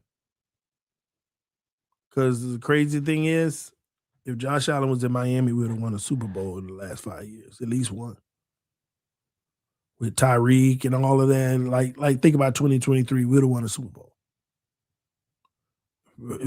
24, I mean, other years too. Let's not forget who blew it for us every year. And we always talk about injuries. It's Josh Allen.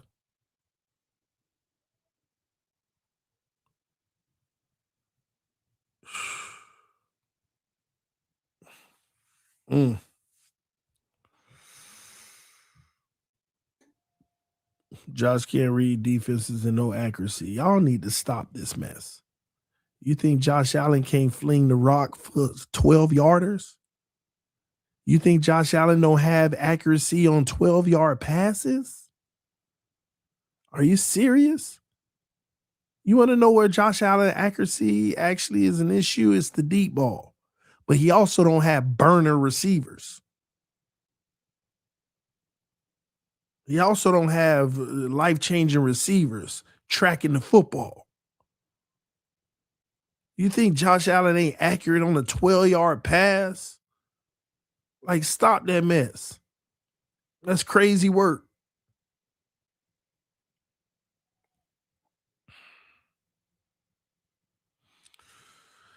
Anywho, let me keep it going.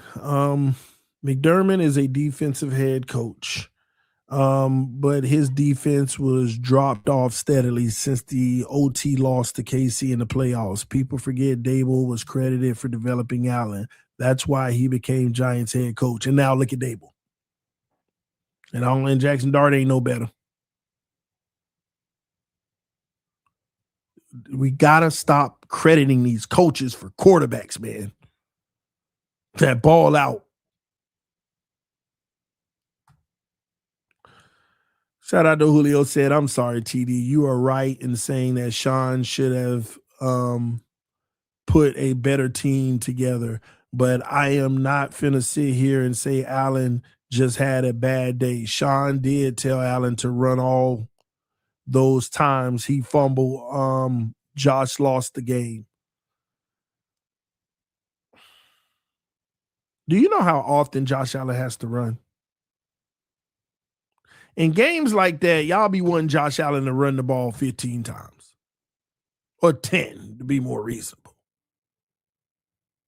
Like in Miami, we just needed Tua to make three a game.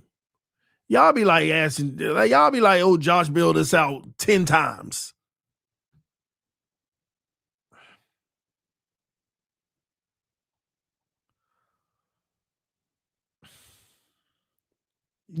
My thing is you just require too much of him. That's all I'm saying. Yeah, he was a bum, but but you require too much of him. I want y'all to guess in the chat right now without looking it up. I just looked it up because I figured I knew what I was talking about. How many times did Josh Allen rush the football in that game? Just guess in the chat. Put it in the chat. How many times you think Josh Allen rushed the football in that game? How many? Just put it in the chat. Throw a number out there. Somebody put 9. 14. Let's just go in the middle. He rushed the ball 12 times.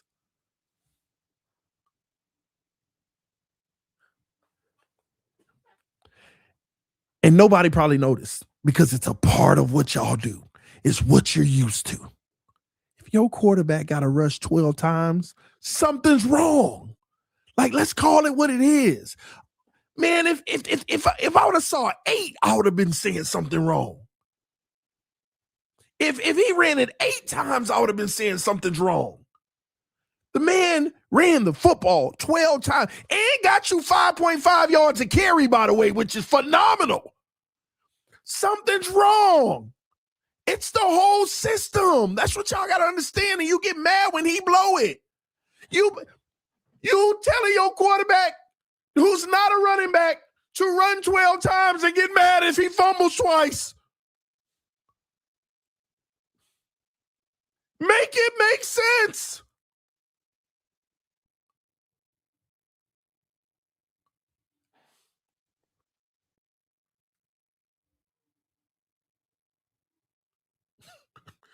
He fumbles twice, yo.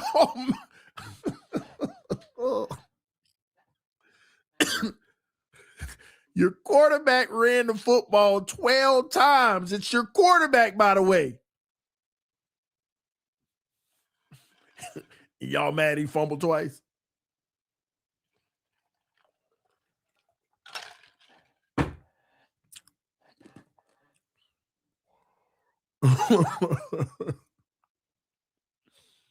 Y'all got to stop this mess, man. I know you need your villain, and it's so convenient for it to be Josh right now. But my point still remains. They have nobody to blame but themselves because they require too much of him. They require too much of him. They require too much. Too freaking much, man.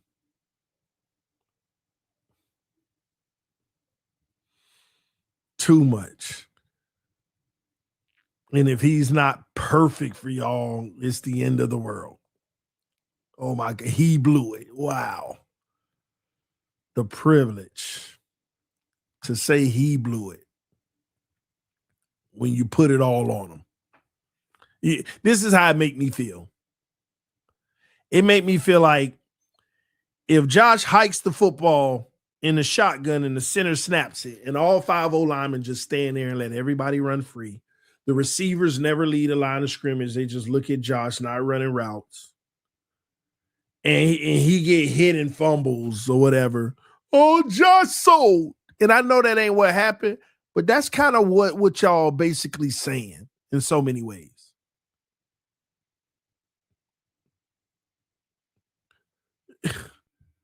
He takes off running and he avoids the obvious pressure up the middle and he goes onto the right. He gets hit and fumbles. He's sold.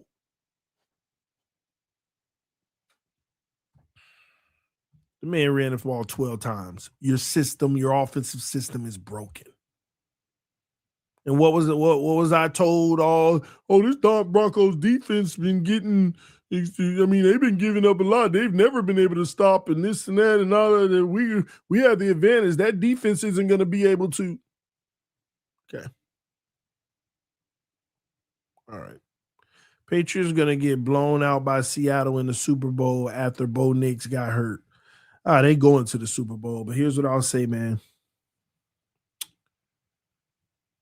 Be careful, man. X's and O's. Seahawks have a strong run game.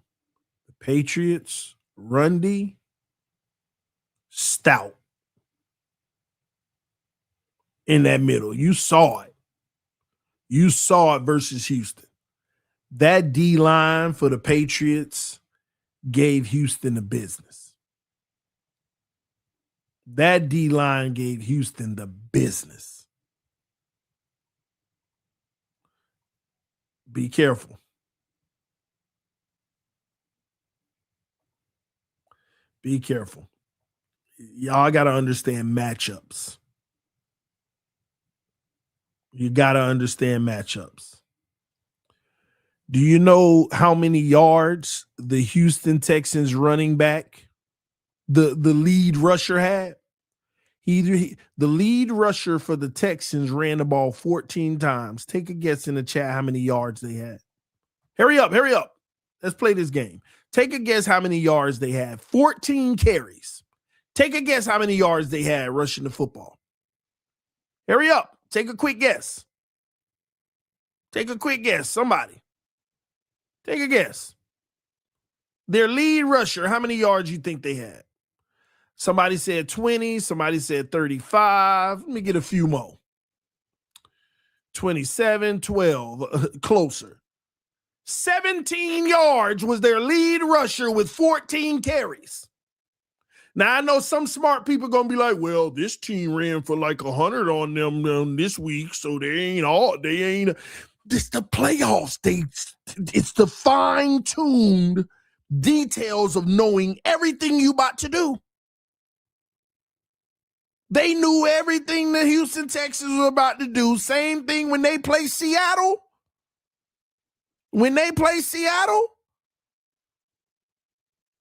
Stop thinking that it's just going to be, they're going to kill them. Seattle kills everybody because they have the perfect balance. That run game is phenomenal. But the Patriots, they not scared to man up on the back end and shut your run down and make you keep flipping it up and hope your wide receiver makes the big play. They don't mind that with Gonzo out there. They do not mind that at all. And on top of it, they got an advantage because that the defensive front, they get at it. They bully, they beat, they win their battles. Further proof. It's one thing, like look at the Miami Dolphins defense. We get excited when that one guy gets in the backfield and make a stop. Oh, Zeeler, -1 yard rush. If you watch that Patriots game, every time they ran the ball, it was 2 or 3 people that beat their man. It wasn't just one person in the backfield for the tackle. Every time that running back went down, he had 2 or 3 people on him behind the line of scrimmage. This ain't no, come on, somebody make a play. Man, they got 3 guys on that D-line, 2 guys at a time that win their battle and get back there. So I'm telling you now, if they had to play Seattle, don't count on Seattle's run game. They're going to say, Sam Darnold, come win a Super Bowl. Sam Darnold, come win a Super Bowl. Come win the Super Bowl, Sam Darnold. Come win the Super Bowl. You, JS, and y'all come win the Super Bowl. Come on.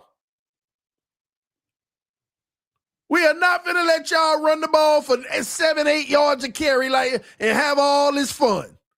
Now let's see when you got to be one-dimensional.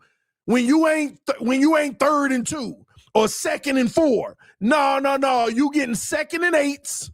You getting third and 6 or more every time. Now come win. See, it's different. Seattle looks all great when it's 3rd and 2 and all that. Oh, that's manageable. Patriots ain't putting you in those 3rd and 2s.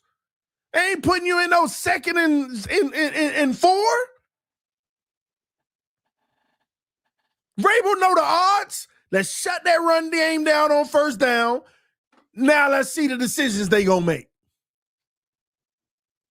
Seattle, the beauty for them is they could run the football and they put themselves in a 2nd and 3, 2nd and 4, 3rd and 1.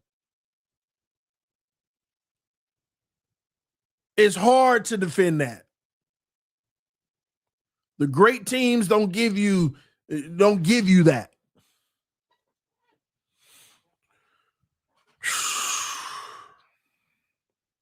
And by the way, back up for a second. Let me be clear. I'm not saying the Patriots will beat Seattle, but I'm telling you that would be a hell of a game. Don't sit here and be like, oh, Seattle's going to destroy the Patriots. Y'all been saying every team going to destroy the Patriots every week. Y'all ain't paying not 1 ounce a bit of attention to the matchups. I understand the hate for the Patriots, rightfully so. But, like, if we're talking real football and being sound and not just biased, you got to pay attention to the game planning and matchup. What can this team do to them? What can that team do to them? Seahawks pass rush was graded 10th. What was Houston pass rush graded? What was Houston pass? I don't even know the exact grade, but it's probably 1 anyway. But what was Houston's pass rush graded?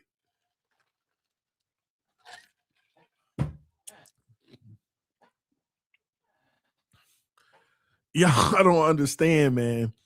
I will say this though. They are two of the let me say this. If the Rams go to the Super Bowl, Patriots win in the Super Bowl.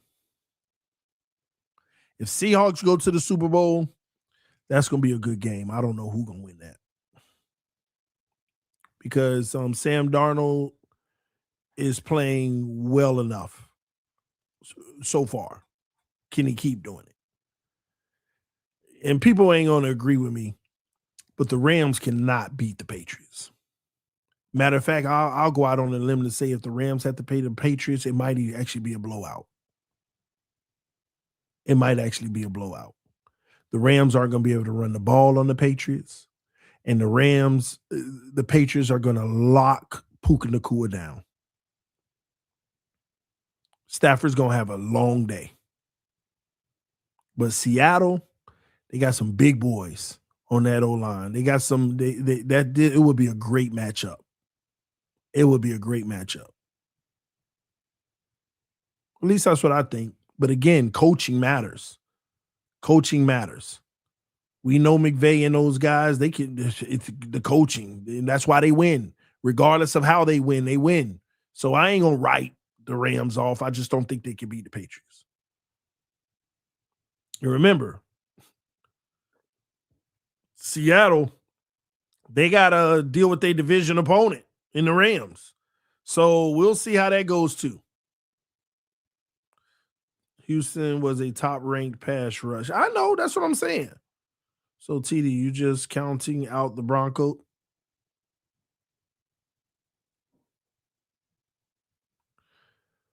I don't have to count out the Broncos. The NFL counting out the Broncos. You think the NFL is going to allow who the quarterback again? Is it Jarrett Stidham? You think the NFL is going to allow Jarrett Stidham to line up in the Super Bowl?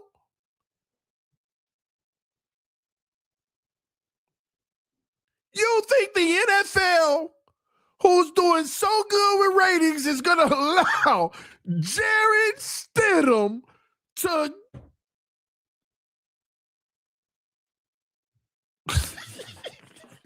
listen, I don't believe the NFL is scripted, but they sure as heck ain't going to allow that to happen. Make it make sense. Denver ain't got a shot in the gun range. The NFL will not allow a Bo Nix-less Denver Broncos to go to those doggone Super Bowl, the biggest spectacle on earth. Stop.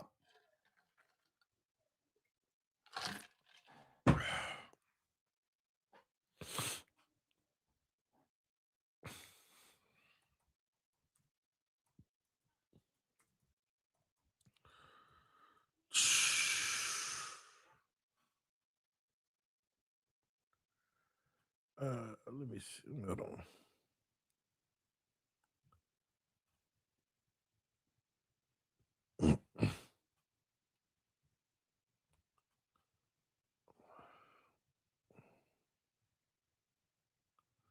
Hold on, let me get this out of here real quick. Give me a second.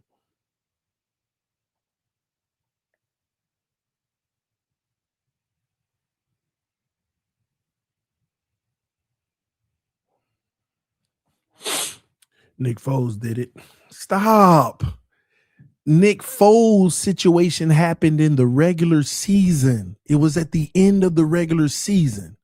And when he finished the season strong and he won the first playoff game, then balled out and won the second playoff game, the league saw they had something worthy of putting on the field in the Super Bowl. We're talking about the week before the AFC Championship game. You think the league gonna allow that? Come on, man. I don't think the league is really going to allow that. It's not how that works, man. No. No.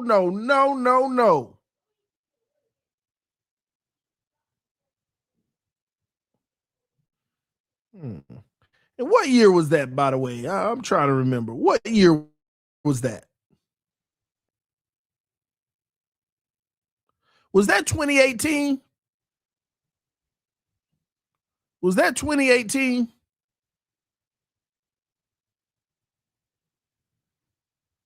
It was 2018. Not 2017. It was 2018, I think.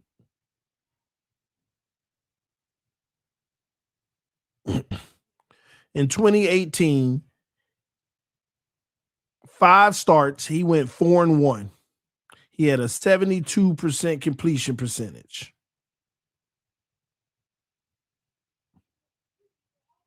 Let me make sure. Hold on.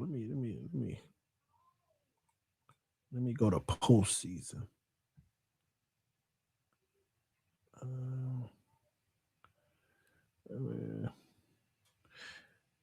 Yeah, it might be the 2017 season, but it's the 2018.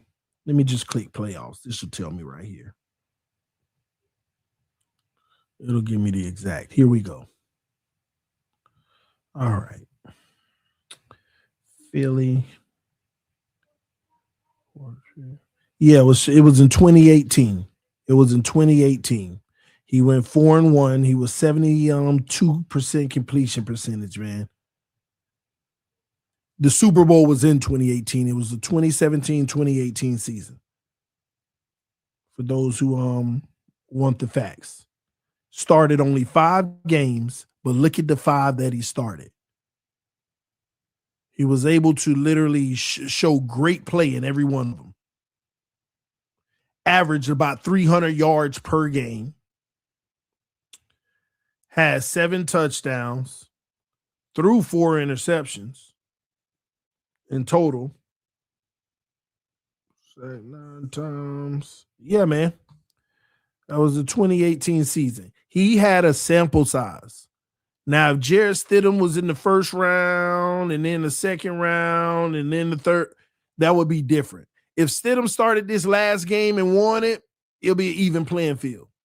But the NFL not going to take that chance.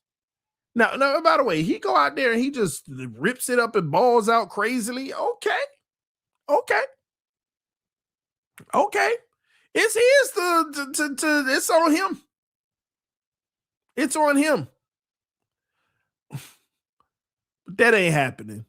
If you bet on that, you need to stop blowing money like that. Donate to my channel if you're gonna bet on that. Let me benefit from it. Help me out.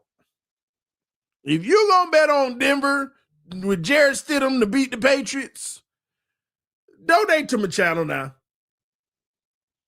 Donate the bet to my channel. Don't do that, man. Don't blow your money like that. Don't blow your money. Let it count. Lord, I'll never ask people for money. I appreciate when they give it. But this the one time, give it to me. If you're going to do that, give it to me. I mean, come on. In real talk, any of y'all believe that the Denver Broncos are about to beat the Patriots? Say yes to the chat if you truly believe it. If you truly believe it. If you truly believe it. If the Broncos do win, it would be the shocker. It would be the big shocker, man. It would actually be a big shocker. It really would. It would be a shocker. And I start believing in conspiracy theories. They just trying to give Stafford resume a little better for his retirement. Like, come on, man. Yes, because of Sean Payton. Stop that, man. All right, never mind. Y'all gonna learn. Y'all gonna learn. Y'all think Drake May throwing 4 picks? Y'all think Drake May throwing 4 picks? Shh. Come on, man. Let's make sense. Patriots gonna get blown up. Let's see. Wow. Patriots gonna get blown out by the I already read that. If Halfley, who would be OC? I have no clue. Like we got steps to take. OC, DC. I mean, I don't know. We got steps to take. What do you think would have happened if McDaniels had stepped away from the play calling? It wouldn't have been much different. You still had a limited quarterback. I mean, he only called the plays that we could really run, and that wouldn't even work. Like, it wasn't no other play calls to call. This is another thing y'all need to understand. You got Tua. How the Pats rebuild so fast and so good, then there's us, 30 years rebuild. Right GM, right head coach, right quarterback. That's it. Because the GM is going to put a great, good roster built through the draft. The coach is going to take care of that whole roster and get it ready. And get those guys believing. And do you notice the Patriots on the sideline? Do you see Vrabel? Like, everybody's working for each other on that sideline. Do you see that? Like, do you see the brief celebrations? Diggs do that. Vrabel, everybody dapping them up. All right, let's get back to business. Everything's brief. All right, back to business. Oh, good job there. When something don't go well, you all right? Let's go. Like, it's a culture. You can see the culture. They're showing you their culture. The culture is, let's go to work. We don't have a Tyreek Hill polarizing. We don't have a H-hand polarizing. We didn't got Josh. Everybody, put your hard hat on. Let's go to work. We so enamored of the celebrities and the big names and, oh yeah, who's going? Oh, Waddle, Cheetah, people that got names. Anybody over in New England got a name? We got a Waddle, we got a Cheetah, we got a Train. I mean, like, this is the culture. We're like the celebrity. Like, this is see, and that's that Miami culture. That's the problem. I don't hear nobody. The only thing they got over in New England, booty. K-Shot booty, because everybody laugh at the fact that it sounds like booty. Okay? It's the culture. It's the culture.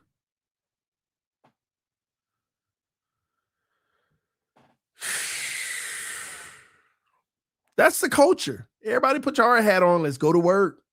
Ain't nobody bigger than the team. Diggs just made a play. After about 30 seconds after he scored, nobody think about Diggs.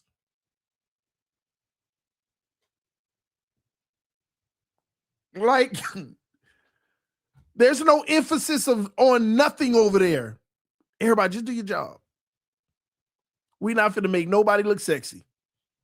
This week, K-Shot Booty went off. Next week, it'll be Ramondre Stevenson just randomly.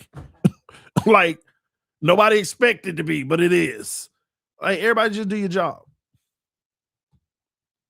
It's rare where you have the same guy week after week after week going off over there. It's just like, because every week, okay, now we need a game plan for K-Shot Booty. He'll kill us. Now Diggs going off. Now we need to get Diggs. Now they just play it the right way. TD, what sickens me is Pats, after just 3 years, found a franchise quarterback, a franchise head coach. Don't forget that too. Miami, 26 years and 27 QBs since Marino, and still looking, shaking my head. Yeah. Man, I'm just trolling, but I do think the Seahawks will win by 2 TDs. I mean, and they could. just know when you got Mike Vrabel on one side of the football, they're going to have resolve just like him. Mike Vrabel never shook him. He might look like, really, ref? But outside of that, he's never shooken, and his team follows that suit. Think about when we're down, what McDaniel. Every time they pan in, Tua throw that pick and then late in the game with 4 minutes left, you still got time to do something, but Mike McDaniel got that. They always pan in the Mike in those moments too. He always got that deer in the headlights look like, I don't know what else to do. Vrabel, all right. Let's keep playing. TD, what do you think of Daboll as head coach for Fins? Nah, man. What Daboll gonna do? I mean, you gotta. What did he do with the Giants? And he picked the Giants over the Dolphins. Don't forget that, y'all. Y'all forget Daboll was supposed to be our coach. He picked the Giants. Y'all forget that. He was supposed to be Miami coach. He chose the Giants. He had a choice. We were gonna get Daboll. Y'all forgot that.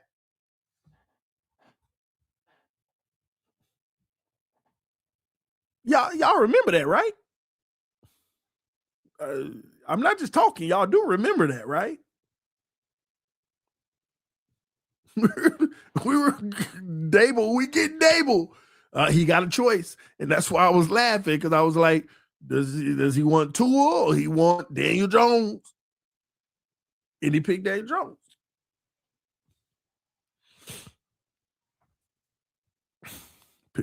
People forget that, man. Listen, man, I remember all this stuff. So I remember so much that sometimes, even on the Dolphins Collective, I'll bring up something that somebody said or this and that to make my point, and them guys will be like, what are you talking about? No, that was said. I listen to every press conference. I study it, everything.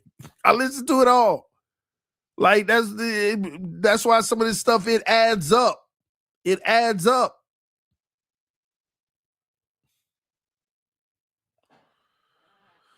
Who you think gonna win today? Boom. Only way Indiana can win is if they overcome the trenches somehow.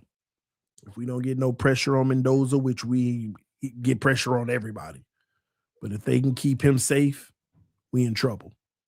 But I'm not going to bank on that, because nobody's been able to keep their quarterback typically safe. Not unless you roll in the pocket or you're getting rid of the football quick, wearing them down. Did you bet? No, I haven't yet, but I will. Definitely will. Oh, man. But here we are, y'all. Do y'all realize something that I just realized? This might blow some of y'all mind, which is crazy. I mean, it makes sense, but yeah. Wow, yeah. Do you realize in a couple of weeks, when we find our head coach and the Bills find their head coach, the AFC will have 4 coaches that have no more than a year tenure. Wow. That's crazy, ain't it? The entire AFC will have 4 coaches that don't have more than 1 season tenure with the team. The whole AFC East just got gutted. The AFC North, with the exception of the one guy who should have been fired over every coach that ain't been fired. The Bengals coach, the only one. The AFC North, all of them too. And the one guy that survives is the worst one out of all of them. Boy, the Bengals, man. If he don't do something this year, he'll be gone too. If he don't do something this year, he will be gone too. Ain't that crazy though? Tell me I'm tripping. Ain't that crazy? AFC East and AFC North. AFC East gutted the whole coaching staff within the last year, 365 days. And the AFC North, he getting fired next year. They're going to end up doing the same.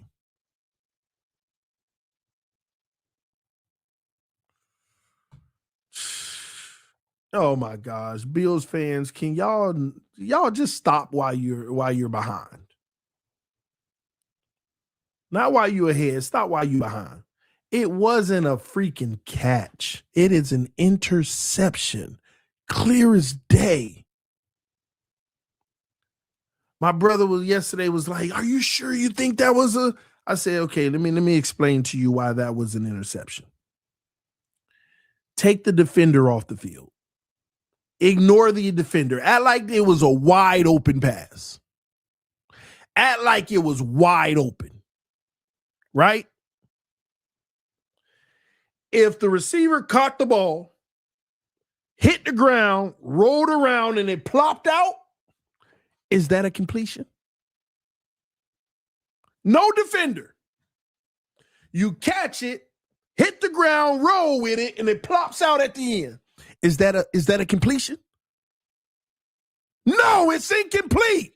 You got to maintain possession through the ground. Just like on the sideline, when guys catch it, tiptoe, go down, and then plop out on the side when they hit the ground, the refs be like, oh, no, he dropped it at the end. It's incomplete. Same thing. It's no different.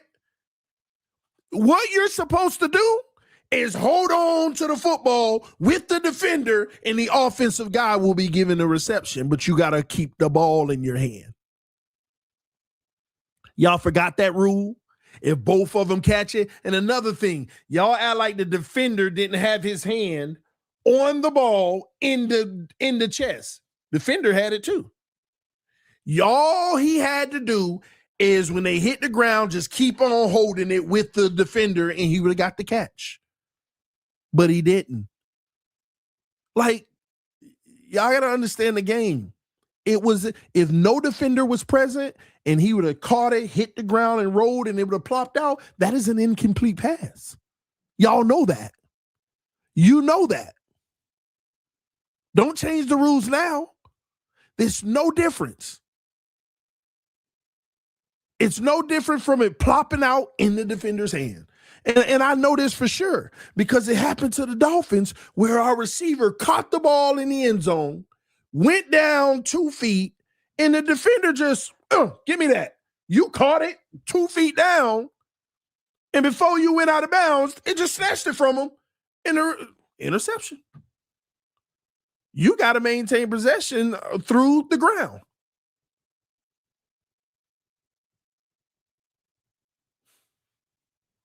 I'm sorry. I'm sorry that it didn't go in your favor, but that was the correct call. That is an interception. Not on Josh Allen. That's on your receiver not holding on to the football. Not maintaining possession of the football through the ground. That is what you are required to do.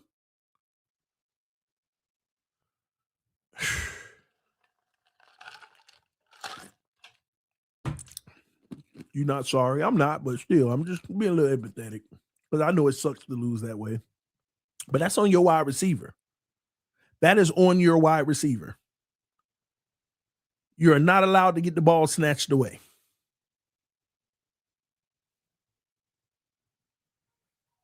You're not allowed to get the ball snatched away. That was not a fumble, but an interception. Yeah, it was an interception. And remember, I gave you the example. Take the defender out of it. Act like it was wide open and there wasn't a defender within 100 feet.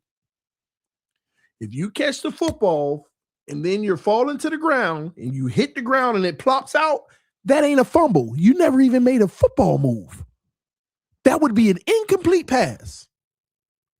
But since it didn't hit the ground and the defender got it, that is an interception. And all y'all know it. Y'all just want somebody to blame. All y'all know the rules. You catch the football, you have to either maintain possession or make a football move.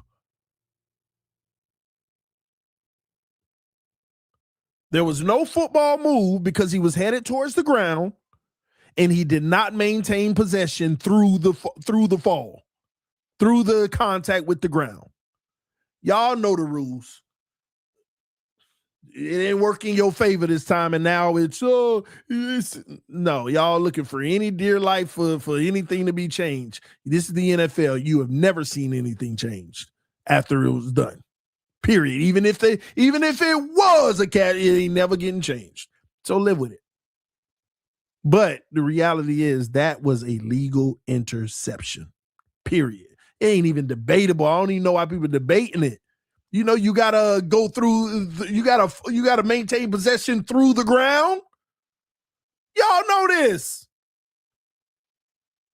That's the football 101. You gotta maintain possession through the ground. Y'all see it every week in this league. A guy catches the ball, hit the ground, and the refs, he didn't maintain, out of bounds. He dropped it out there. Unless you make a football move and establish the catch, that's the only time it's a catch, where you were able to make a football move and establish the catch. Other than that, falling down, you got to maintain through the ground and get up with the football. I've even seen refs question when you caught it, maintained, and when you were getting up, you let it go. Hold on. Did you catch it? Oh, okay, that was a catch. He just let it go at once he got up. I've even seen him debate that. So you know the rules. Maintain possession through the ground. That's why the refs be running over it on the sideline looking. Did he drop it? Did he still have it? Okay, touchdown. Y'all know the rules. Trying to make stuff up. Terrible call. That was a catch. Y'all know good and well. If the shoes are on the other foot, y'all be sitting here. No, you got to maintain possession. Y'all would have been, man, stop. If the shoes were on the other foot and they would have been saying, oh, that was a catch, and Buffalo got the pick. No, you got to maintain possession through the ground. Y'all would have been the same ones arguing it. Y'all know the rules. You know the rules.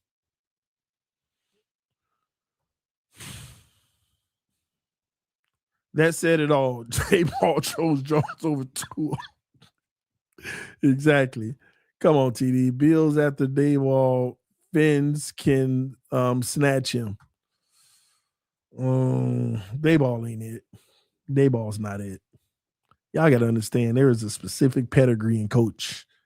There's a specific pedigree. The best are that Belichick type. But Vrabel is even better than Belichick type, because Belichick about business, just like Vrabel, because he know the way, but Vrabel is way more likable. He about business, but he'll chop it up with you a little bit. But it's still about business. But he'll smile with you and have some fun, but he's still about business.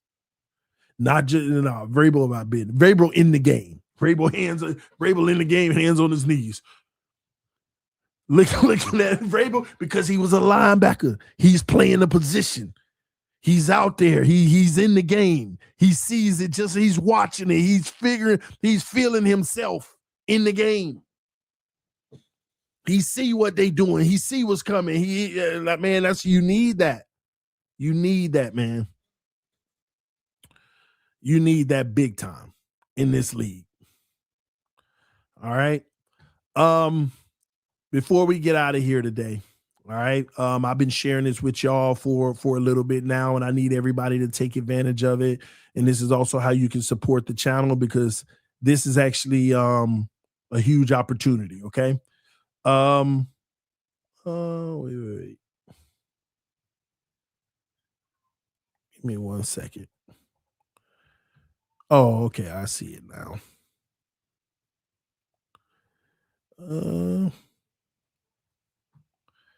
I want everybody to help me out and go download this if you can. I want y'all to download the Covered app, okay? The link is in the description of the video. I want everybody who can to go ahead and download the Covered app. All right. Covered is the app that gives you all type of contests and things of that nature where you can win things. It also helps you manage your credit cards. You can also pay off transactions on your credit card through the app as well by playing some of the app's games. All right. Let me share this with y'all real quick. I'm gonna make it a little bigger for y'all so y'all can see. All right. So here's the cool thing about Covered. Right now, I have my own contest that I'm hosting, and it's not just me. You could also go win Super Bowl tickets. There's all type of contests that are listed. Even your boy Dan Mitchell with the Bills, he got a Josh Allen jersey that's autographed. But let's go back to two of them that I want y'all to focus on. That's the Super Bowl. If you want to go to the Super Bowl, get in on that contest. And if you want to go in, get a Marino signed jersey, get in on this contest. Here's the beautiful thing. If you sign up using my code TD PHINS, when you sign up, you're going to get one free entry every day. Now, here's the kicker. This is how you win. Oh, man, Brittany beating me. Oh, I was number one. Somebody done got on and took the crown on me, man. All right, so I got to get to work. But anyway, dang. So what happens is, so Brittany must have signed up. She's probably watching right now. But what happens is there's a leaderboard. When the contest closes, whoever's number one will win the jersey. Whoever's number one will win the Super Bowl tickets in that one or whatever contest, okay? But how do you win? How do you get points? You see at the bottom, $0 to enter again. You're going to get one of those every day, a free entry to get into the game. Every day. If you use my code TDFINS. You click on it, and you get to pick a game. Look at these. You get to pick one of these 5 games. Cashy Bird, 21, Covered 21, Lucky Drop, Midnight Machine, Wonder Wheel. You get to play one of those. I'm a little scared on Cashy Bird. Let me try it. I ain't tried Cashy Bird yet. All right. So I already got hit. All right, let me fly again. So you basically, whoever gets the highest score, but you only got 15 minutes. You only get 15 minutes. And whoever you stack your score up, so now I got to beat Brittany. Oh, I got to do better than that. So all you have to do is get on the Cover app. If you can score the highest score and play on the leaderboard, I suck at this, then you will have an opportunity to go ahead and win, all right? It's nothing easier, and I liked it. I partner with them because this is actually fun. That's why I like this. Let me start high. Oh, man, no, I'm going to do something in this. I can't be this trash in it. Crap. I can't be this trash. Yeah. Damn, am I this bad? I'm really this bad. Yeah, I need to stick to 21. I'm going to stick to 21. Let me try it one more time. No, let me try it again. I'm addicted. Now I'm addicted. I'm like a perfectionist. Okay. Now I know what to do.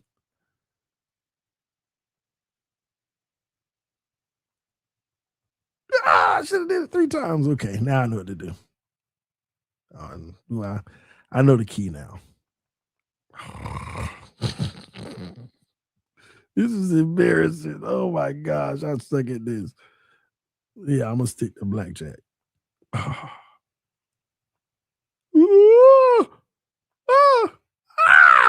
was doing better. Okay. All right. Let me try it again.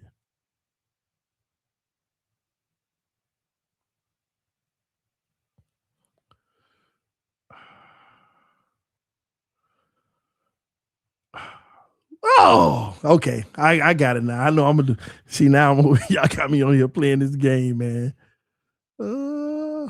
See, you never give up. Now watch how far I go. Watch this. Watch how far I go.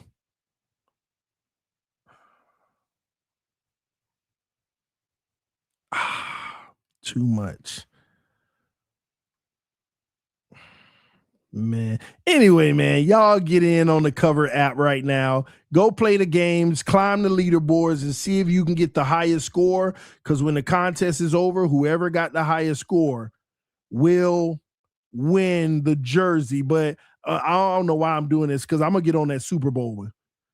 I'm even though I want y'all to get in on my contest, I'm also getting in on that Super Bowl one, because that's a dope one. I want to win that one. Super Bowl tickets, as much as those cost, and that jersey is expensive as well. As you can see, they list how much it actually costs. What's the value of it? Okay, here I go. Okay, got some momentum. Got some momentum. Got some momentum. Oh!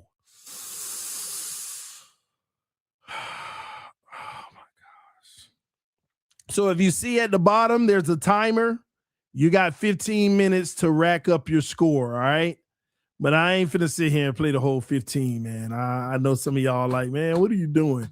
Anyway, the link is in the description of the video, all right? Go click on Covered, sign up for it. You're going to see my contest right away. Enter it and see if you can get the highest score on whatever game that you want to enter. All right. And they're going to give you a new one every day. Brittany, I don't know how you got 14,000, but you were good at something. And I'm going to figure out what that was. And I'm going to beat that. I'm going to beat that. At least I'm going to keep trying to. But yeah, I got to get in on this Super Bowl one as well. I definitely got to get in on this Super Bowl one. Man, $10,000 value. Super Bowl tickets. $10,000 them things cost. It's crazy. Let me see the bills. Tatum jersey. Nice. Hey, oh, there goes Josh Allen. Look at that. That's their leaderboard. Dan even, look at Dan. Only got 1,000. Dan suck at these games too. All right, I'm gonna have to practice. All right, y'all. Again, go check out the Covered app. Supporting our sponsors is supporting the channel. Yes, I am streaming. I don't know. I think I'm gonna stream the game tonight, but we'll see. I'm gonna be live again, by the way, because I gotta go. We gotta talk about some Dolphins stuff with the coaching search and everything, and what's been going on. We gotta break down some stuff. But let me get out of here. We got Fourth and Forever at 1 o'clock on Roundtable Sports. Make sure y'all come over and check that out. Love y'all. Appreciate y'all. Fins up no matter what. Y'all stay blessed. I'll see you soon. Peace. I am out. Hold on. Miami will offer Hafley the job after fulfilling the Rooney Rule obligation today. McDermott needs to be the hire. Let me tell you something. Whoever came out and said that Hafley will be offered the job after the Rooney Rule today, they're just guessing. Now, he might be offered the job today, but think about it. We're going to offer the job after we satisfy the Rooney Rule. That's what Flores suing the NFL for. It was a sham interview. You didn't even give me a fair, equal opportunity shot. So I saw all those reports, and it's going crazy everywhere. There ain't no such thing. Like, think about that when you read that headline. The Dolphins will be offering Hafley the job after they satisfy the Rooney Rule today, per reports. You think the Dolphins saying that? That's the biggest violation ever. Remember, and a lot of people don't remember this, Flores is suing the league because Bill Belichick texted Brian Flores, "Congratulations on the Giants job." And Brian Flores replied, "I interview later today." Bill sent it to the wrong Brian. Y'all keep making it seem like Flores with his fake accusations and all of that. Most of y'all don't even know the story about everything that actually happened. Bill Belichick texted Brian Flores, "Congratulations." And Brian Flores ain't even interviewed yet. Again, man, I remember all this stuff. Listen, I don't just be saying stuff to say it.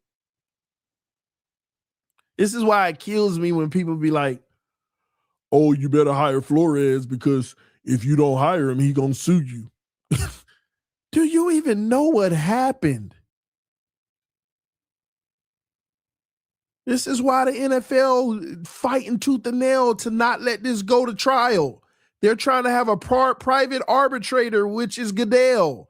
And every court has said, no, we're allowing this to go to trial. And the NFL is crossing their fingers for their last hope with the Supreme Court. January 6th, they just filed with the Supreme Court. Please allow us to do this through arbitration. Supreme Court gonna hear it.